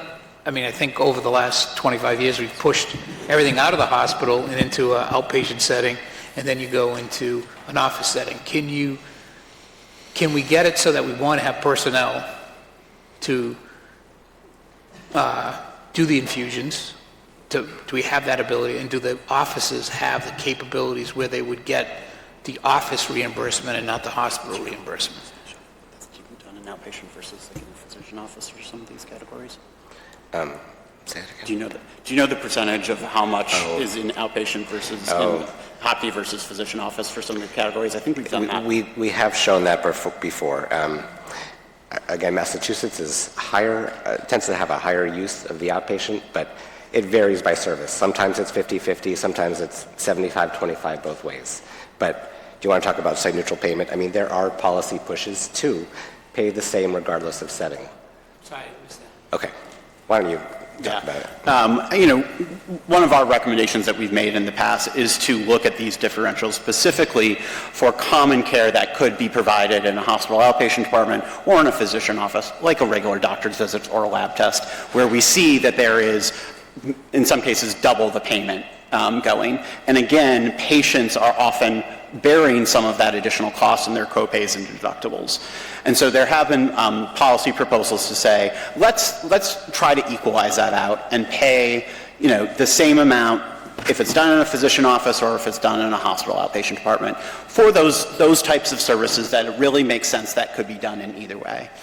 One, that both helps kind of equalize some of these distortions, but it also helps, blunt an incentive for hospital systems to continue to acquire physician practices and convert them into hospital outpatient departments.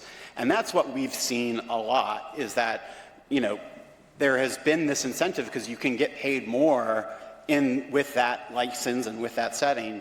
That more and more, physicians have gone into those settings, the money's there. So you take away some of that financial incentive and you create a more level playing field in terms of competition between, your typical doctor and this hospital outpatient department.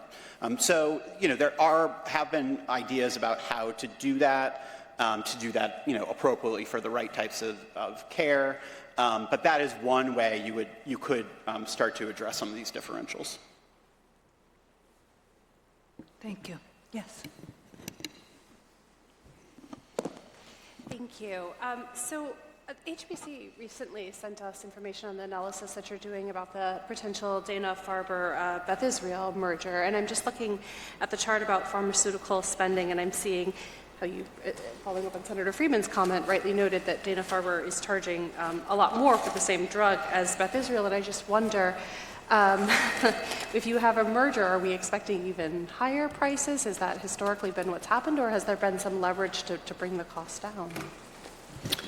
Thank you for that question. And the Health Policy Commission, just did release our preliminary report analyzing the potential impacts of the new proposed relationship between Dana-Farber and Beth Israel. And I won't try to sum up all of it because it's a complicated story in terms of our analysis.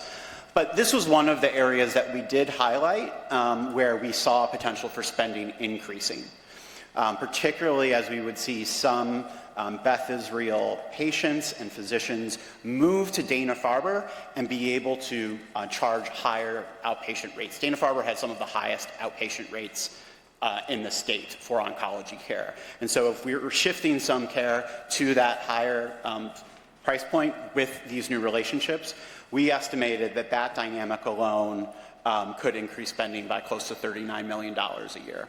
And so that is one of the areas where we have highlighted in a report and hope to hear from the parties to the transaction in this next phase where they can respond to our report and then we issue a final report.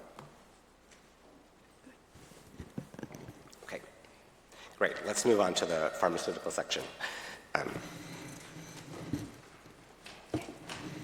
Okay, good afternoon. Can you hear me okay? Great.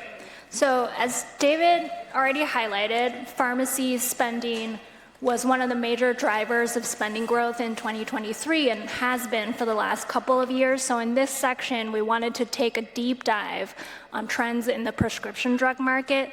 So first we wanted to show spending by drug class.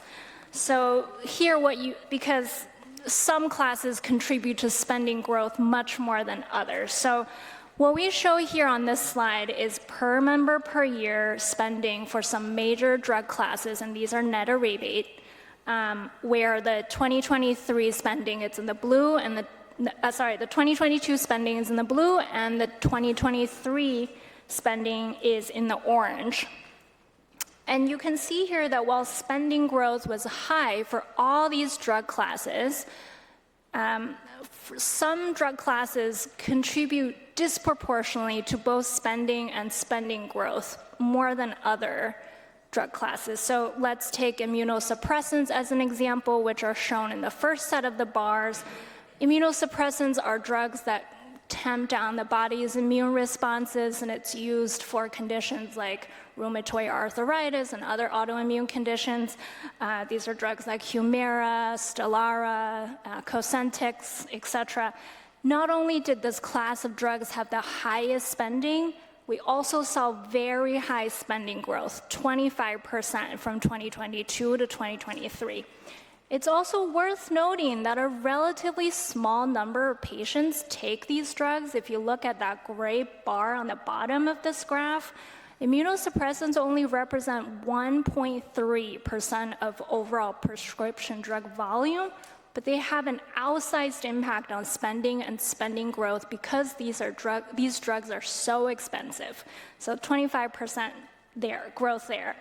And then we have hormones and synthetic substances, kind of a mouthful. These are things like steroids, birth control, diabetes products like insulin and GLP-1, which we'll talk in more detail momentarily. Also big spending increase there, 34%.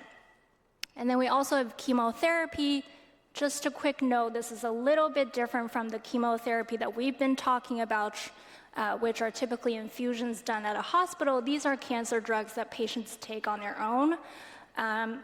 Also, again, relatively small number of patients take them, high-priced drugs, so big spending impact, 21.4% there. So next we'll highlight GLP-1 drugs, which is a subset of the hormones and synthetic substances. So GLP-1 drugs, these are the drugs dominating the headlines and our commercials. These are the Ozempic, Wegovy, Mounjaro. Everyone's heard about them. They're used to treat both type 2 diabetes as well as weight loss. And the utilization of these drugs has just grown exponentially here in Massachusetts. We found that the percentage of residents using these drugs has grown 5-fold since just 2020, from 0.8% to 4.1% in 2024. You'll see the 2024 bar there is hashed because we only have a half year of data. It's possible if we had a full year of data, that percentage might be a little bit higher. Again, these are relatively high-cost drugs, and when you combine high prices with increased utilization, you get big spending impact. So in 2023, 5.5% of all commercial prescription drug spending was attributed to these drugs, and that's net of rebates, and we know rebates are pretty substantial for these drugs. And the increase in spending for these drugs alone added about 3 percentage points to commercial prescription drug spending growth, and roughly 0.6 percentage points to overall commercial spending growth. It's hard to emphasize enough just how big an impact these drugs have on spending and spending growth. And a lot of patients are potentially eligible for these drugs, and we do expect to see that utilization will continue to go up over time. So we've highlighted some specific trends by drug class, but we want to take a step back here and just say that it's not just the immunosuppressants, it's not just the GLP-1s. In general, prices on branded drugs has been increasing, and that's a trend that's been going on in the prescription drug market for a long time. Brand name drugs account for a relatively small percentage of the prescription volume, but they're high price and they account for the vast majority of spending, 80%, about 80%. And in this graph, we're showing the gross price distribution per prescription for branded drugs. So the vertical lines there are the various percentiles, and the orange dot shows the average gross price. And you can see here that the average commercial gross price per prescription for branded drugs has gone up 69% just since 2019, from under $1,100 to over $1,800 in 2023. And you'll see the 95th percentile there for 2023. That means that in 2023, 5% of prescriptions exceeded $8,500. This is in contrast to generic drugs. Generic drugs are the vast majority of drugs that we take, but they have small spending impact because they're low cost. The price of generic drugs has remained pretty flat at around $30 or so per prescription since 2019. Importantly, this graph shows gross prices, so we do not account for rebates here. Rebates are crucial when we are calculating total pharmacy spending, but rebates are sort of reconciled on the back end between the manufacturers and the payers and through the PBMs, and it does not, for the most part, directly affect out of spending on a per prescription basis, especially if you have a deductible or coinsurance. That's based off the list price of the drug. So next, let's look at the impact of high prices on cost sharing.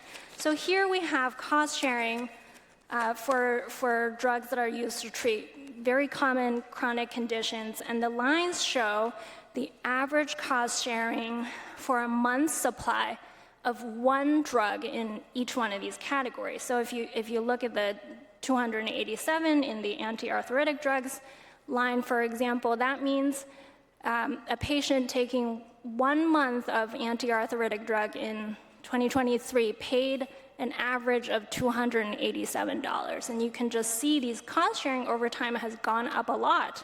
For anti-arthritic drugs, it's doubled just since 2021. It's nearly tripled since 2019. For MS drugs, it's gone up 134%. And these are chronic drugs, so patients are paying this amount month after month after month. I think one bright spot in this graph, it's the insulin line that's shown in the yellow. Insulin cost sharing has gone down somewhat over time, and that reflects a combination of market factors as well as sustained public and policy attention. We would be remiss here not to mention the PACT Act, which was passed by the legislature and signed into law in January, which included a provision that will cap out-of-pocket spending for certain drugs used for a number of chronic conditions, including insulin, and certainly that will bring relief to a lot of patients moving forward. So with that, I'll answer any questions and also turn it back to David. To present around notable trends, yeah. So I just want to do a chime check to make sure that we get to the public testimony at 2:30, and I'm thinking if we maybe hold questions to the end of your presentation, that will, give folks a time to understand all of it, and then do the questions then. Thanks. Absolutely. Okay. I have 2 more sections, and I'll try to go as quickly as I can, but not too fast. Okay. This section is a handful of important trends and dynamics in the commercial market that just are worth mentioning. This one is about primary care, and we talked about this in our primary care report recently, but this trend continues in 2023 of lower growth in spending on primary care compared to the growth in spending on everything else. And you can see that in that long run, about 13% growth in primary care spending, that's the orange, the very small orange bars, and growth in non-primary care spending in the blue, a faster rate. And again, that means primary care as a share of our healthcare dollar has been shrinking year after year. Let's move to another component of premiums and affordability, which I'll talk about next, which is insurer administrative costs. These are included in the premium, and you see in the orange, those administrative costs have been growing year after year, about 6-7% per year. So even though these are regulated by MLR types of regulations and standards, that growth does add about 0.3 percentage points to premiums in 2023. Finally, well, two more. I want to talk about the small group market, which we mentioned earlier. This is drastically declining enrollment of people getting insurance through small businesses. It's been dropping year after year, and it's about half the size it was in 2010. The small group market also, as Lauren mentioned, it has the highest premiums and the highest deductibles, and enrollment is declining year after year. And finally, I just want to note that though I showed that our premiums were second highest in the country early on, that was the employer market. An exception to that is the connector, where we tend to have the lowest premiums in the country. And how could that be at the same time? This graph illustrates that phenomenon where on the left I'm showing enrollment by plan in the connector, and on the right, enrollment by plan in the small group market. And the premiums are arrayed left to right. What you see in the connector is people overwhelmingly choose the lowest cost plans by far. That's shown by those bubble sizes. And in the rest of the group market, people are choosing the higher cost plans. The connector has a very effective competitive structure where people choose the plans that are best work for them, and those plans with low premiums are rewarded with higher enrollment. That dynamic doesn't work as well in the group market. So it's an important note that this is, again, a bright spot in our spending trends and in our overall spending in Massachusetts. Okay. And I'll just note that the connector is about 8% of total private enrollment. The employer market is the vast majority, 92%. So that is really dominating the commercial trends, and that's dominating what we find in affordability. So let's move to the implication of all of these trends we've shown so far for affordability of healthcare, and Lauren showed some windows into this as well. I want to start with really a very big picture, long-run view of economic trends and healthcare trends in Massachusetts. What you see is in the yellow, average annual growth in a number of quantities from 2000 to 2012, so before the HPC. Then you see in the blue those same trends, average annual from 2012 up until today, 2023. So for example, those yellow bars showing annual premium growth of 7, 8, 9, 10%, that was what we were experiencing in the 2000s. Those have come down. Premium growth in this long period is much lower than it used to be, okay? And in the middle, I'm showing the consumer price index. Premiums still higher than inflation, quite a bit. But income trends on the right, growth in per capita GDP on the right, median household income. So in the first decade of the 2000s, premiums were growing twice as fast as income. In the last decade, they're closer. They're closer together. Premiums a little bit above. Okay, so that's some positive news. Then what we'll start to see, though, is in the last few years, we've been approaching what we were like in the early 2000s. Okay, here is those same quantities, but now I'm just showing year by year, 2010 to 2023. The orange are your family premium, the employer contribution, and the employee contribution to those premiums. Those are above GDP, above household income, and far above inflation. Okay, and what you see there is, especially in the last few years, those orange lines are spiking up. Oops. Now we're going to focus on just those last few years again. 2022 to 3 in the blue. On the left, you have our commercial spending growth and our premium growth. And then in the middle, labor costs, input costs, not growing as fast as the premiums and healthcare costs have been growing. And then on the right, median household income, and you know the orange again is the 2019 to 23 average, so think about that. And then on the far right, I'm showing income for not the median family, but a family with income of about $80,000 a year. That puts you at about the 40th percentile of income. Income for those families is growing slower than the median, and it's growing as only half as fast as healthcare costs. In other words, healthcare costs are growing double income for families below the median. This is a phenomenon happening in Massachusetts. It's important. It means that if you look at a measure like GDP, you are missing that income growth is faster at the top. And we are, in fact, the third highest in income inequality in the country as a state. We're 48th, and we're getting worse on that measure. So in the next few slides, I want to think about this 40th percentile family some more. Before going to that, it's also important to show our deductible trend. I've been showing premium growth. The premiums don't include out-of-pocket spending, cost-sharing, deductibles. We're now at about almost half of commercial coverage in the state is in a high deductible plan. Those average deductibles have risen from $2,300 to over $3,000 by 2023. And we know people in high deductible plans, they're avoiding care, they're having medical bills. And CHIA has shown that. So when I include that out-of-pocket and the premium, an average family healthcare spending is over $29,000 a year. It's a tremendous amount, especially against a salary or an income of $80,000. And that's what we're looking at in 2023, about $2,400 a month in healthcare spending. That level of healthcare spending adds to our high cost of living. This was mentioned earlier. I'm stacking up an average two-parent, two-child family in Massachusetts, in Suffolk County and in Worcester County. And you can see when you add in typical costs for transportation, food, childcare, housing, everything else, that is higher than median income for those families in these areas. They're underwater already, and that's for paying for a lot of things that are not included on this list. So the healthcare in the orange is making that situation worse. What I want to think about here is, using the CHIA survey, how do these affordability challenges, real deep problems such as I'm avoiding going to the doctor for care that I need because I'm worried about the cost, and B, I have medical bills. How does that vary with how much my healthcare costs are relative to my income? That's what this graph shows. So on the left is where healthcare cost over my income is less than 10%. And as you go to the right, I'm looking at families where their healthcare is a larger and larger portion of their income. And on the far, it just goes up. Reports of these medical problems goes up as that healthcare percentage goes up.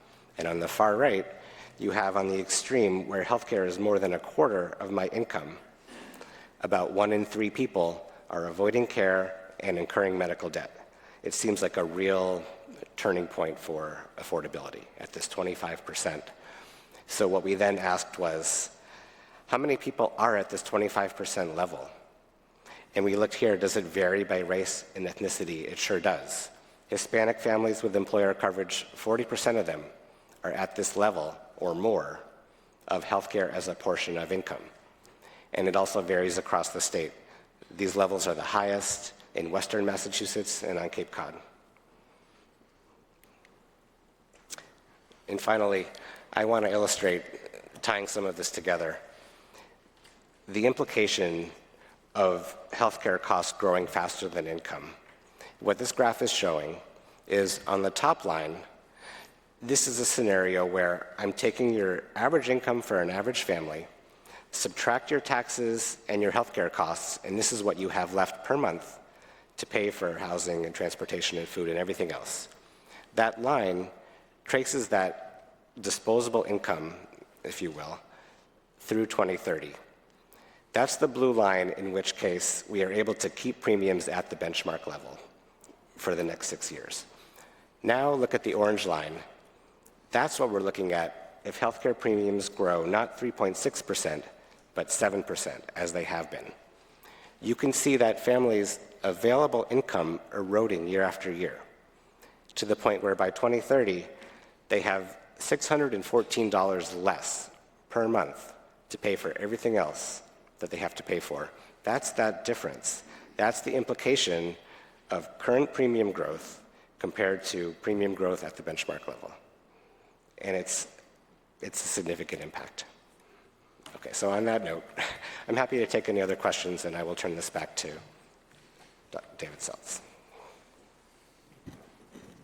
Well, I'll just finish off there. I just have a few more slides, and I wanted to particularly highlight the work of this legislature in tackling some of these major issues in recent legislation. As you all know, there was 2 important pieces of legislation passed and signed into law earlier this year, and many of the provisions in these 2 new pieces of legislation touch on some of the topics that we've discussed today. And so I want to specifically mention a few of these. One, as we've noted, pharmacy growth is one of these major drivers that we've seen year over year. The new laws established within the Health Policy Commission a dedicated new Office of Pharmaceutical Policy and Analysis to really act as our expert hub to understand what is going on in this particular market and to help us be able to develop policies to address pharmacy spending growth. And so this is going to add new tools and focus for the HPC and for CHIA to really be able to dive more into this sector. I'll also note that the law requires the licensure of pharmacy benefit managers. This, too, will provide greater transparency and understanding of how they fit into this market and what their structures are for the first time. Third, in the prescription drug space, as you have mentioned, the laws contain important consumer protection provisions around capping out-of-pocket costs for certain drugs for chronic conditions. And then finally, to the point of affordability that David Auerbach just talked about, the law requires the Division of Insurance for the first time to consider the affordability when reviewing health insurance rates that are filed with them and subject to review. So this will provide a new lens and a new tool for the Division of Insurance as they are reviewing insurance rates through this cost of living lens, this affordability lens. How are we thinking about this? So we are excited to move aggressively in implementing the provisions that relate to the Health Policy Commission because we know how important it is for us to make progress on some of these trends. And I want to thank the legislature and the governor for their bold action in these areas. That is it for us in terms of our presentation. I'm happy to take questions before we turn to public testimony on anything.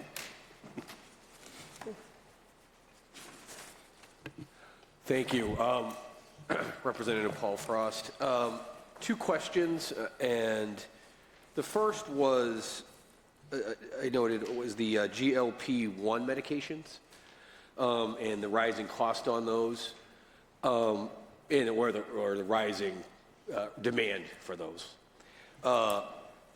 When will we see, if we haven't seen it already, because I know this, it's something that is relatively new in the grand scheme of things, and more people are using them, that we may see other health benefits and lower costs elsewhere if you're dealing with the issue of diabetes and obesity, that these individuals will need less medication, other types of medication, perhaps avoid medical procedures, be in better health overall.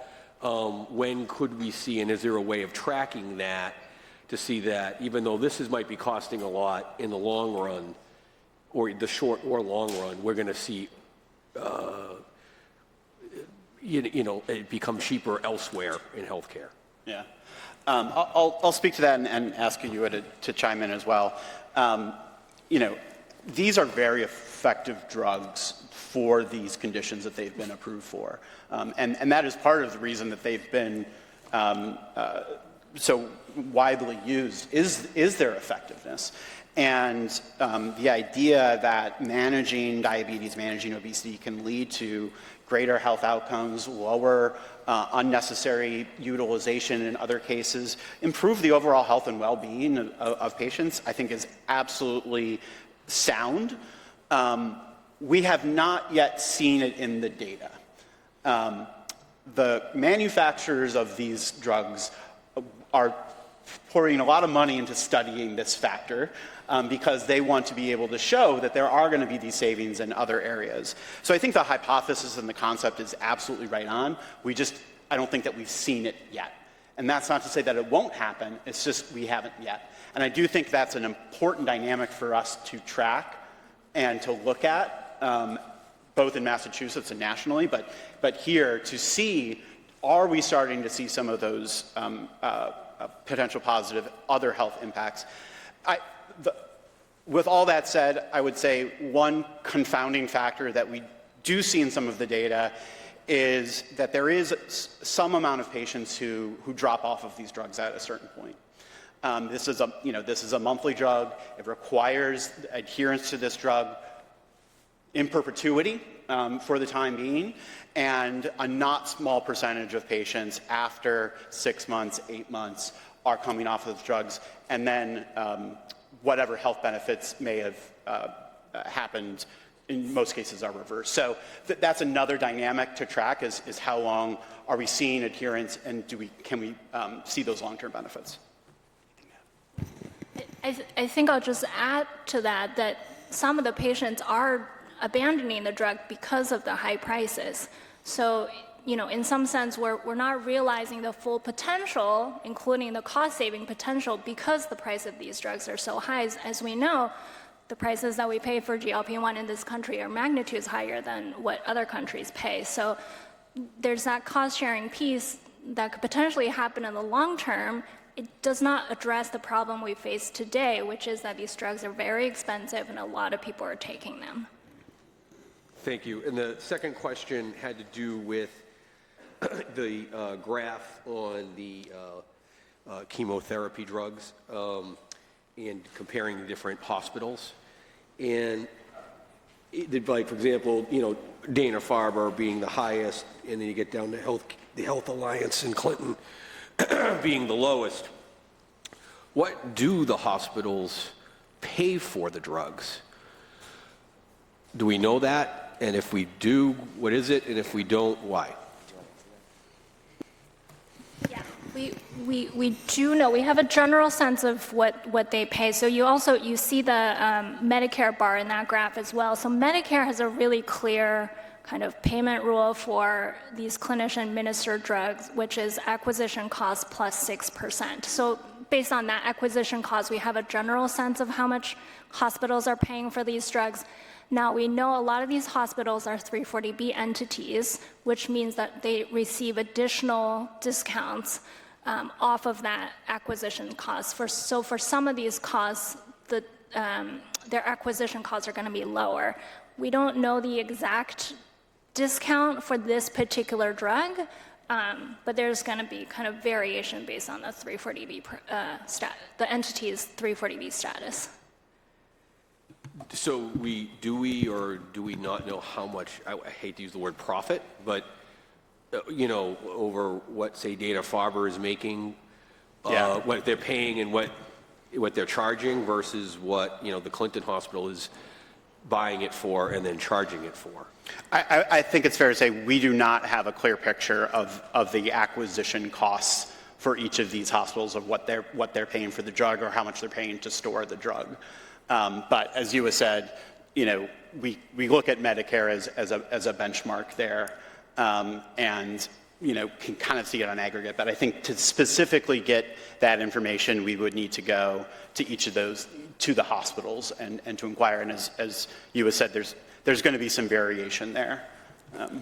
Thank you. And last thing I would just say is there something we need to do in the legislature?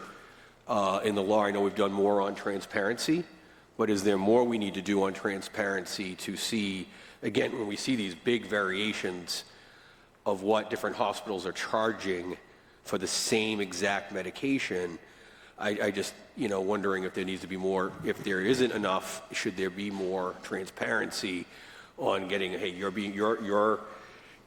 buying it at this, and you're charging it at that, and get a better understanding of the difference and why, because some of these seem to be big differences.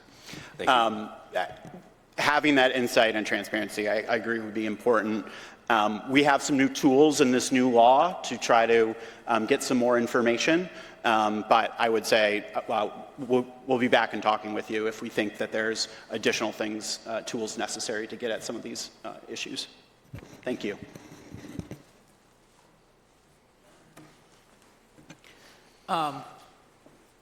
When we look at what Representative Frost was talking about, the gap, and what Dr. Auerbach was talking about with the hospitals and all of that, the hospitals make more money off of particular surgeries, particular treatments, and all of that, I would assume. But those benefits to it also pay for the things that don't make money. So when you have a hospital like, whether it be Brigham and Women, or you have a hospital in Lowell, or New Bedford or Brockton, they end up those procedures subsidize the other process or the other treatments that the hospital does. When you have a hospital like Dana-Farber, who they do cancer, and they don't take on that responsibility of the other things, yet they make more money off of the treatments that they provide. What is it that we can do to say, hey, listen, there's a social responsibility to add on to something you do, as opposed to, you get stuck in a disproportionate hospital again, you get stuck in a psych ward, they're making no money.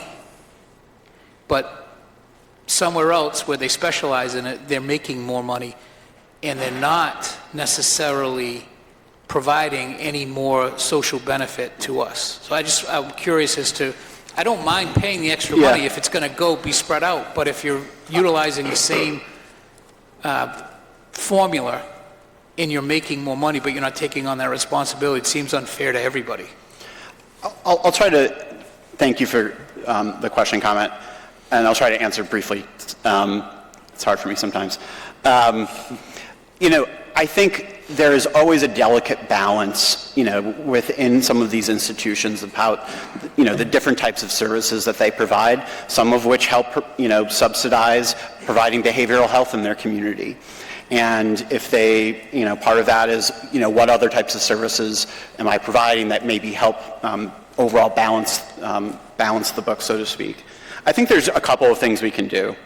One, I think helpfully in this new law, there's a new Office of Health Resource Planning, which is really an office, an idea to let us have a state health plan to really understand who is providing all of these services, where do we need more of some of these particular types of services that we know are the most highly reimbursed. There's an incentive to expand those. Is there that same incentive to expand in other areas?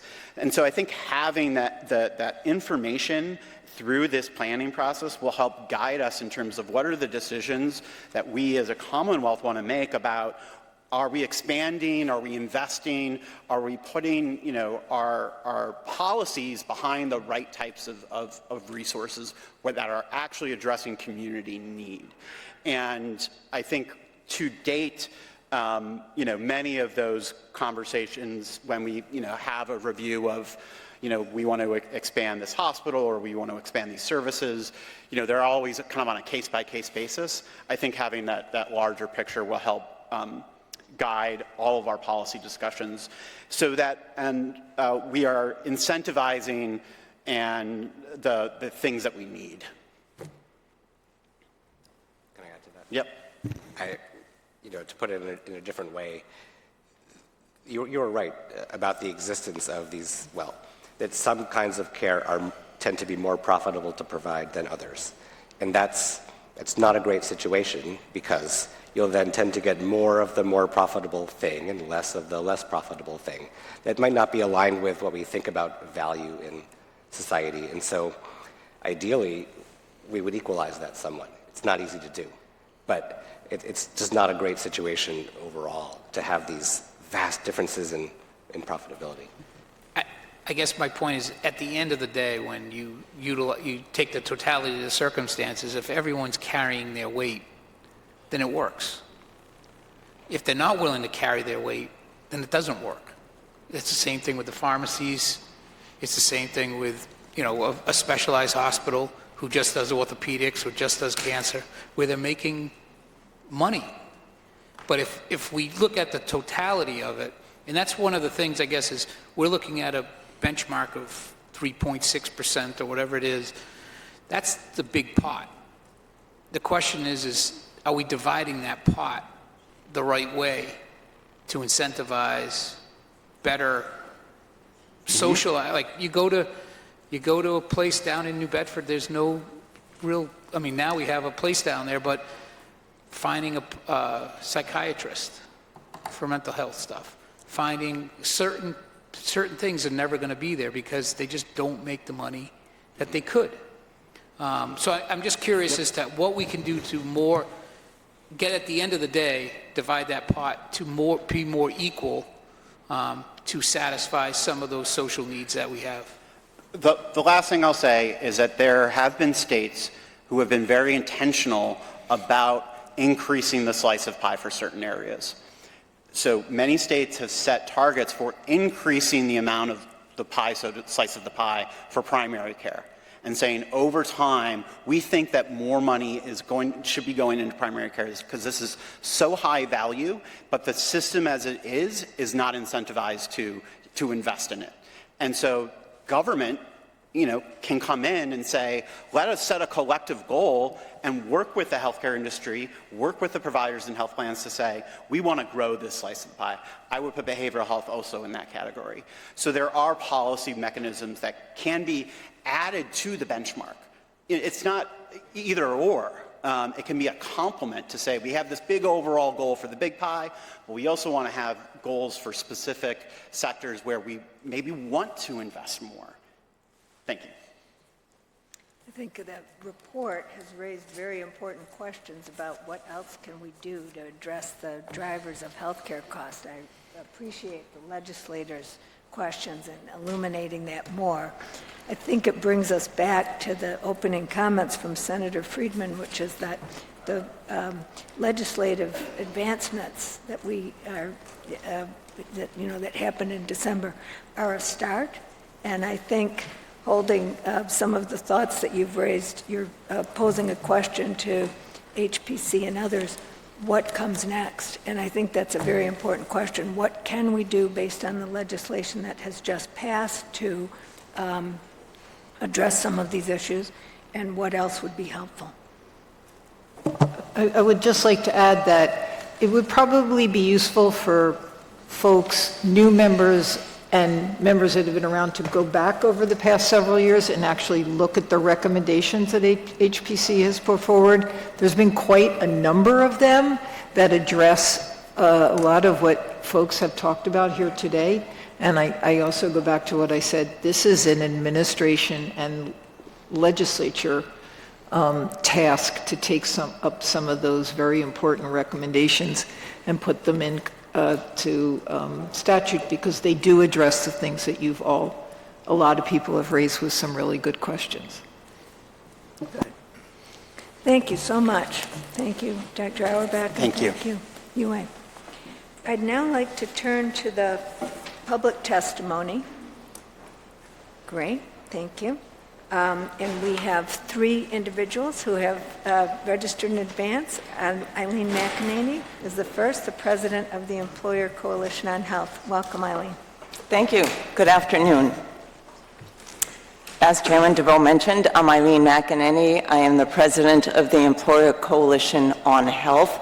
ECO is, as the name suggests, a coalition of business organizations and individual businesses who are concerned about the unsustainable cost growth in healthcare and have joined forces to amplify their voice in these health policy discussions. And today I testify on their behalf to ask that you lower the healthcare cost benchmark. And with all due respect to my health policy colleagues and friends, I would also suggest that we need to better define the purpose of the cost benchmark. I've represented the employer community for a long time, and when all of this was being negotiated, I was the Senior VP of Health Policy at Associated Industries of Massachusetts, and I can tell you the employer community envisioned the benchmark to be about taking cost out of the system. And they did that, I would say, justifiably, because we knew, it was well documented, that there was a lot of inefficiency in the system. 30% of healthcare is either unnecessary, harmful, avoidable. The other thing is, the whole premise of healthcare reform was to reallocate the significant amount of money already in the current system to get better results. So the notion was people would have to buy health insurance, and that way they would get preventative care. They wouldn't utilize the emergency room unnecessarily, and we would stave off more acute illness. And so the whole purpose of Chapter 58 was to take cost out of the system. And I would say even physicians themselves report that 20% of medical care is not needed, including 25% of tests, 20% of prescription drugs, and 10% of procedures. So my message is pretty simple. We've had a cost growth benchmark, and we've gotten cost growth. If we want to reduce the cost of healthcare, we must first reduce the cost benchmark and impose stiffer penalties for noncompliance. And I think this is important for 3 reasons. One, it signals that we are finally serious about getting healthcare costs under control. And I think everyone in this room acknowledges Massachusetts has an affordability and a competitiveness problem. It's been documented. BU professor, Mark Williams, studied out migration, and healthcare costs are right behind housing costs is the reason people are leaving Massachusetts. So, and it's actually no wonder. We heard the statistics. If families are spending almost $30,000 a year in healthcare expenses, something's got to give. And when you think about it, healthcare impacts every man, woman, and child in this Commonwealth and every business. So if we're serious about tackling healthcare, about affordability more generally, we have to act urgently. And I will say, as troubling as the numbers we've heard, which are looking backwards, are, the trend is even more alarming. And so some of ECO members have indicated, the Retail Association of Massachusetts surveyed their members looking at average price increases 12%. And FIB members looking at 11%. I sit on the Group Insurance Commission. We just voted for active members for a 12.7% increase. I mean, something's got to give. And secondly, lowering the benchmark doesn't mandate how providers and pharmaceutical companies achieve the cost savings, just that they do. And I think that that can take a lot of forms. For MGB, for instance, we've heard about their integration of their system and elimination of probably legacy management layers. I think the Globe said they had 15 layers of management. There's opportunity there. Lawrence General's recent CEO talked about the need to better use electronic medical records, and you would eliminate duplicative services and tests. Every pharmaceutical company in PBM could probably lower the price point of their GLP-1s, given the explosive uptake of them. And I think we could all use, and I know it's a goal of this administration, to better apply AI to get better care and to reduce low-value care. And by not dictating how these savings occur, I think we allow each healthcare stakeholder to determine the best course of action for them, and this could spark innovation and provide many creative ways to tackle the system. The third reason is I think it will let Massachusetts reclaim its reputation as a leader on health policy once again. We did lead the nation with our landmark healthcare reform, but we're falling behind other states who are taking this affordability issue more seriously and with a little more urgency. And I know healthcare costs are a national problem. They're certainly not unique to the Commonwealth, but we're unlikely to get any kind of solutions out of the Trump administration. And for Massachusetts, I think finding solutions is more important. Healthcare is a big economic sector in this state. and its long-term viability is crucial. And so that requires systemic change and payment reform. But before we get there, I think a lower benchmark is the initial step. It's the first proactive step to having Massachusetts devise innovative solutions that are less disruptive, certainly, than the federal proposals, and which can be a model for other states. The bottom line is that making healthcare affordable means tackling the cost components of healthcare. The HPC has done a great job documenting the primary cost drivers over the past decade, but with little effect because we haven't taken action, we haven't implemented those recommendations. And by reducing the cost benchmark, lawmakers will require healthcare actors to act. If we want to make health insurance less expensive, we also need to think about eliminating the 50 mandates that Massachusetts imposes on the fully insured. In the last legislative session alone, we mandated 7 new benefits, and they are estimated by CHIA to add $750 million in premium cost to the fully insured. And I would just say, I know we all want to help seniors, you had suggested, Representative Tyler, but this piecemeal approach isn't going to solve it in the long term. It can't be about more subsidies for seniors, more subsidy for people under 500% of poverty level. It has to be systemic change, and that's what I would urge this committee to consider and to do. The only other thing I would say in closing, I asked you to consider healthcare costs in the broader context. So businesses, all small businesses, actually all businesses, are facing really high energy costs, as we've heard. There are potential tariffs on all of their inputs, which will make their goods more expensive, could reduce any kind of profit margin. We're looking at a $2 billion shortfall in the state's unemployment insurance trust fund, which people have indicated they expect the employer community to fund and take care of. And this is all against the pressures of a worker shortage, rising wages, and general inflation. And so I just ask, we can't accept these double-digit healthcare costs year over year and then wring our hands when healthcare costs go up. We have to actually do something, and I would suggest with urgency. And so, sorry, because my voice is going and I'm near the end of my testimony, I'll leave it at that, but happy to answer any questions. Any questions for Eileen McEnany? No? Thank you for the opportunity to testify. Thank you. Next, I'd like to call Alex Sheff, who's the Senior Director of Policy and Government Relations for Healthcare for All. Welcome, Alex. Thank you. Okay. Can you guys hear me okay? Great.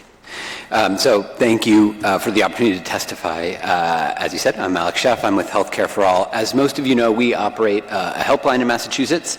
We take more than 20,000 calls a year in 5 languages, and we advocate for health justice by supporting or promoting health equity and ensuring coverage and access for all. As we've heard, the Massachusetts healthcare system is really being stretched to the brink.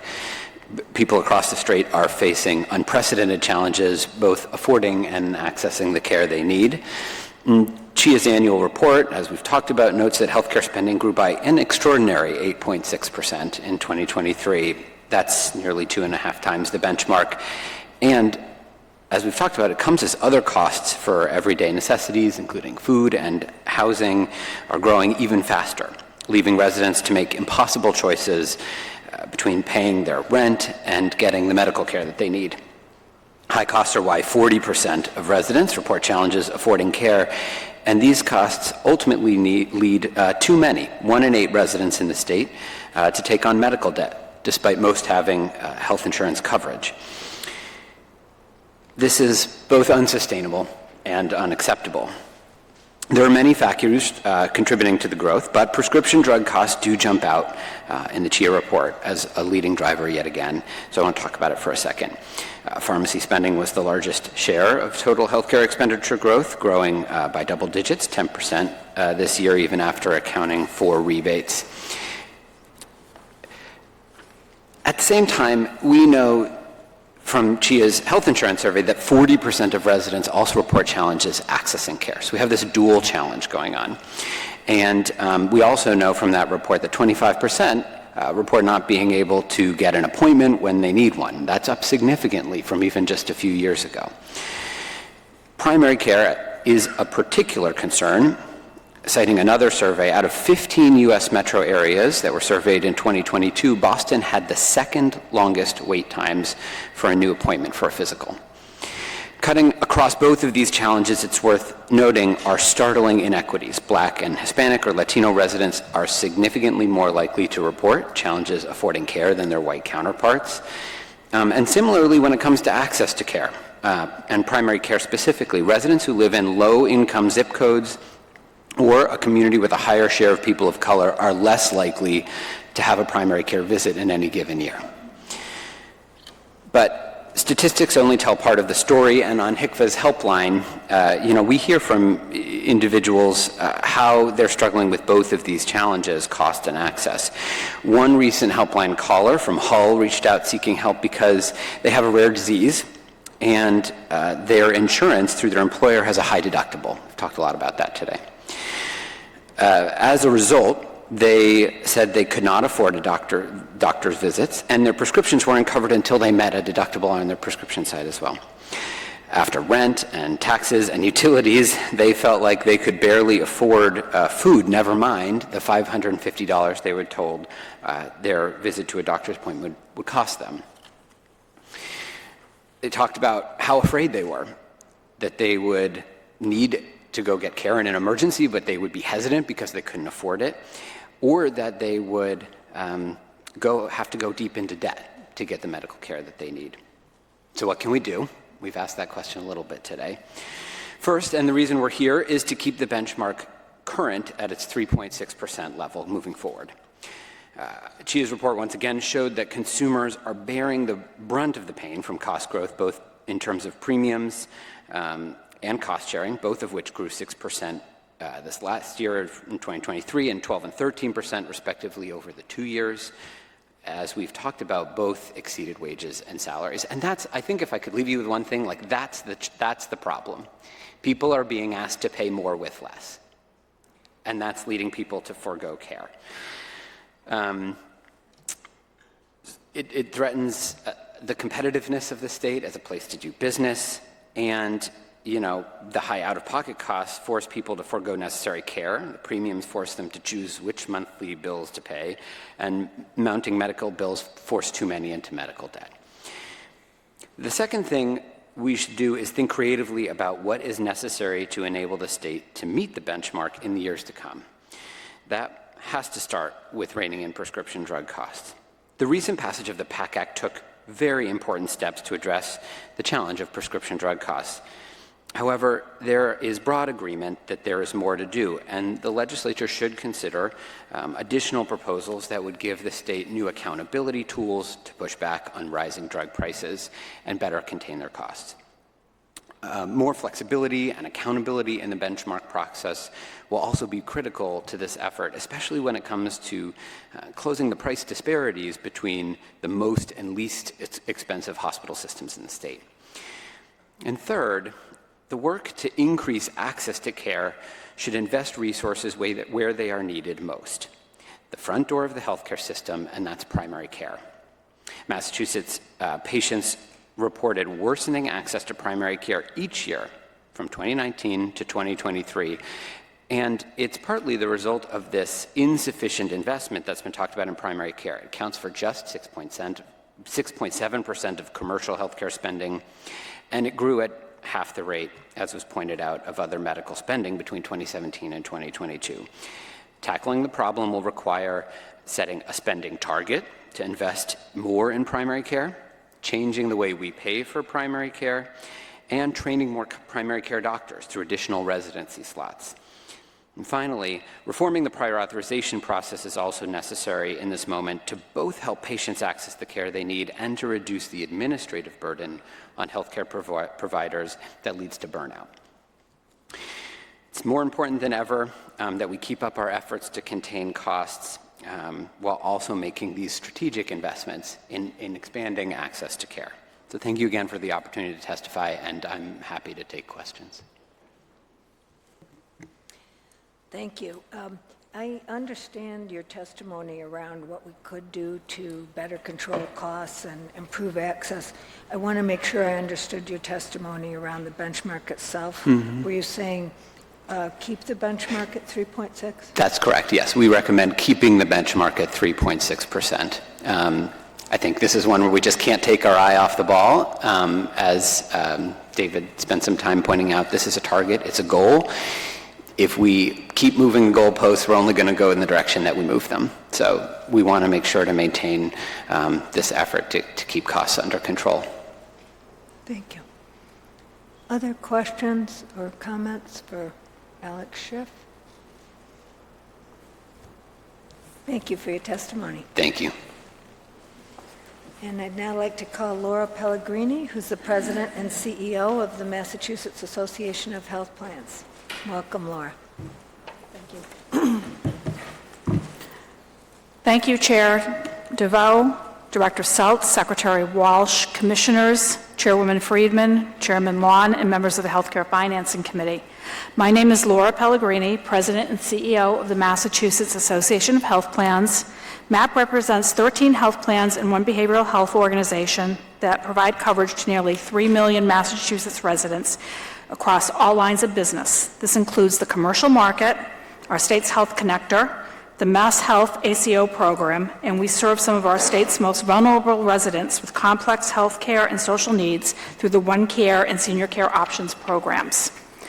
First, let me take a moment to applaud the legislature and Chairs Lawn and Friedman in particular for passing two important health care bills this last session. Among many important provisions is the requirement that we will now hold the pharmaceutical industry accountable to the HPC through the cost trends hearings. Thank you for getting these bills and these important provisions to the finish line.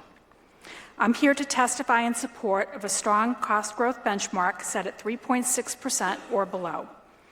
And I'm here to ask you for your help. Today, CHIA reported that we missed the benchmark by more than 5%.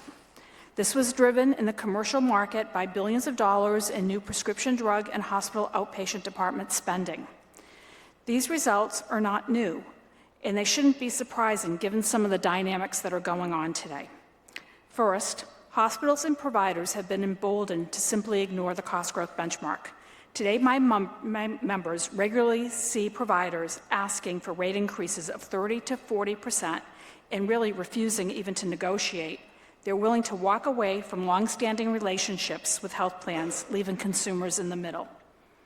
Second, the median price of prescription drug launch prices grew to $300,000 in 2023, a 35% increase from 2022, and prices have grown by almost 40% for prescription drugs over the last decade. In 2025, we have seen close to 1,000 drugs receive price increases for no apparent reason. And pharma continues to generate average profits in excess of 20% annually. Spending on GLP-1 weight loss drugs have grown substantially.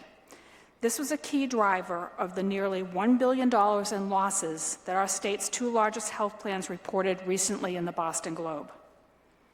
The cost of health insurance and cost sharing are a direct reflection of our failure to control healthcare prices. When providers and pharma raise the prices, premiums and cost sharing for employees and consumers go up. There is no magic. That is how it works. But for too long, due to legislative and regulatory requirements, the sole responsibility for controlling healthcare costs has rested on the health plans, and that is no longer working. We need new tools to control cost. Let me give you some examples. Health plans have a cap on their surplus or their profit. If a health plan makes more than 1.9% surplus or profit annually, they can have their rates rejected by the Division of Insurance. Neither pharma nor the providers have similar requirements. Health plans have the most stringent requirements of any state in the country as how they spend their dollars, with 90% going to medical care, 88% going to medical care and the rest going to administration. If they spend too much on administration, they're required to issue rebates to their consumers. Neither pharma or providers have similar requirements.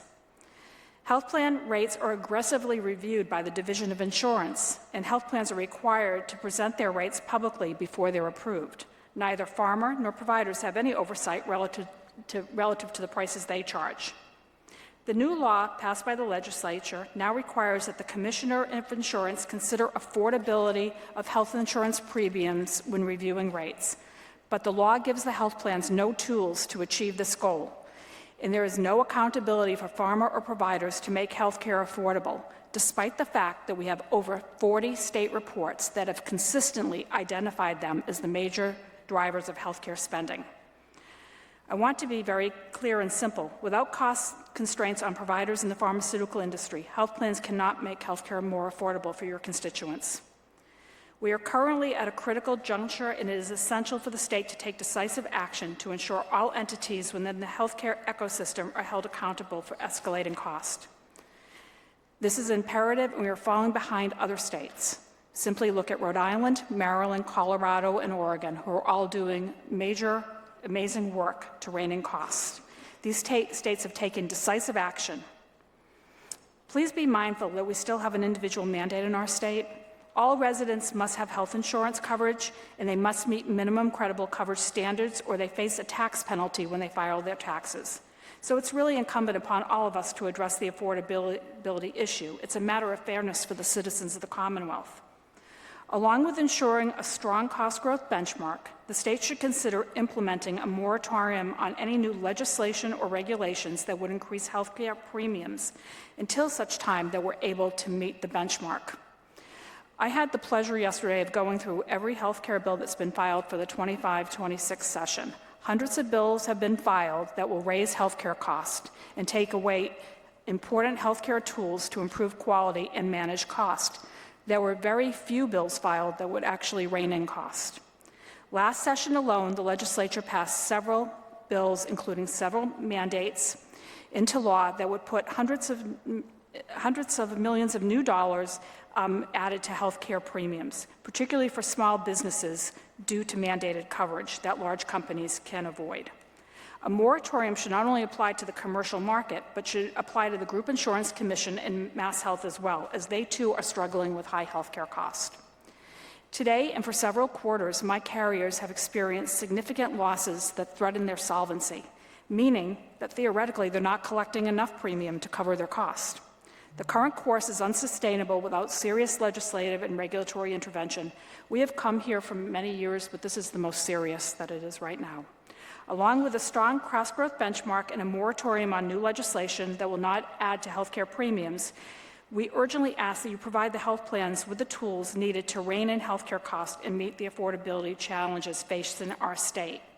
I have submitted a letter. Each of you should have a copy of it with some ideas. They're not new ideas. Many of them have been supported or recommended by the Health Policy Commission. And delightfully, the Health Policy Commission now has new authority to actually file legislation. I would ask you to consider doing that after this hearing so that we can save billions of dollars for employers and consumers by way of lower premiums. I want to thank you for your time today, and I'm happy to answer any questions you have. Thank you, Laura. Any questions? Yes, please. I'm sorry I keep asking questions. I'm new. I'm trying to figure this out. But you said something in there that you said that providers walk away from negotiations. Mm-hmm. Why would they walk away from negotiations with commercial insurance? I think it depends who the insurer is, but for some providers, they don't need to do business with certain carriers, or they're willing to give up the business. Okay.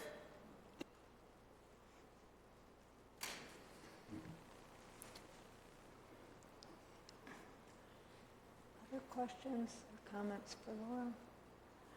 For Representative Diggs, I would love to meet with you after, but you had a great question earlier about plans and providers being available 24/7 to help with patient flow. That is critical. I will say, one of the bills passed by the legislature, the Long-Term Care Act, actually has provisions in there that require quick turnarounds and require coverage. I would really like to see a system where both providers and payers are available, right, on weekends to help move patients through. My experience in hospitals is everything sort of stops on Friday and starts again on Monday. And I think to really move patients through the continuum, we want folks available on weekends to do that work, both on the payer and on the hospital side. Thank you. Thank you so much for your testimony. Are there any other individuals that wanted to testify today? If not, that brings us to the close of our meeting today. I want to thank those who provided the public testimony this afternoon, as well as the HPC commissioners, Chair Friedman, Chair Lawn, and members of the Joint Committee on Healthcare Financing for participating in today's hearing. As always, it's the dialogue and the discussion and the public testimony that really give us the insights that we need into how to set the benchmark for this year and also implications for the future. The HPC board will meet on Thursday, April 17th to discuss the findings presented at today's hearing and vote to establish the healthcare cost growth benchmark for 2026. With that, I thank you all for your attendance, and we will adjourn.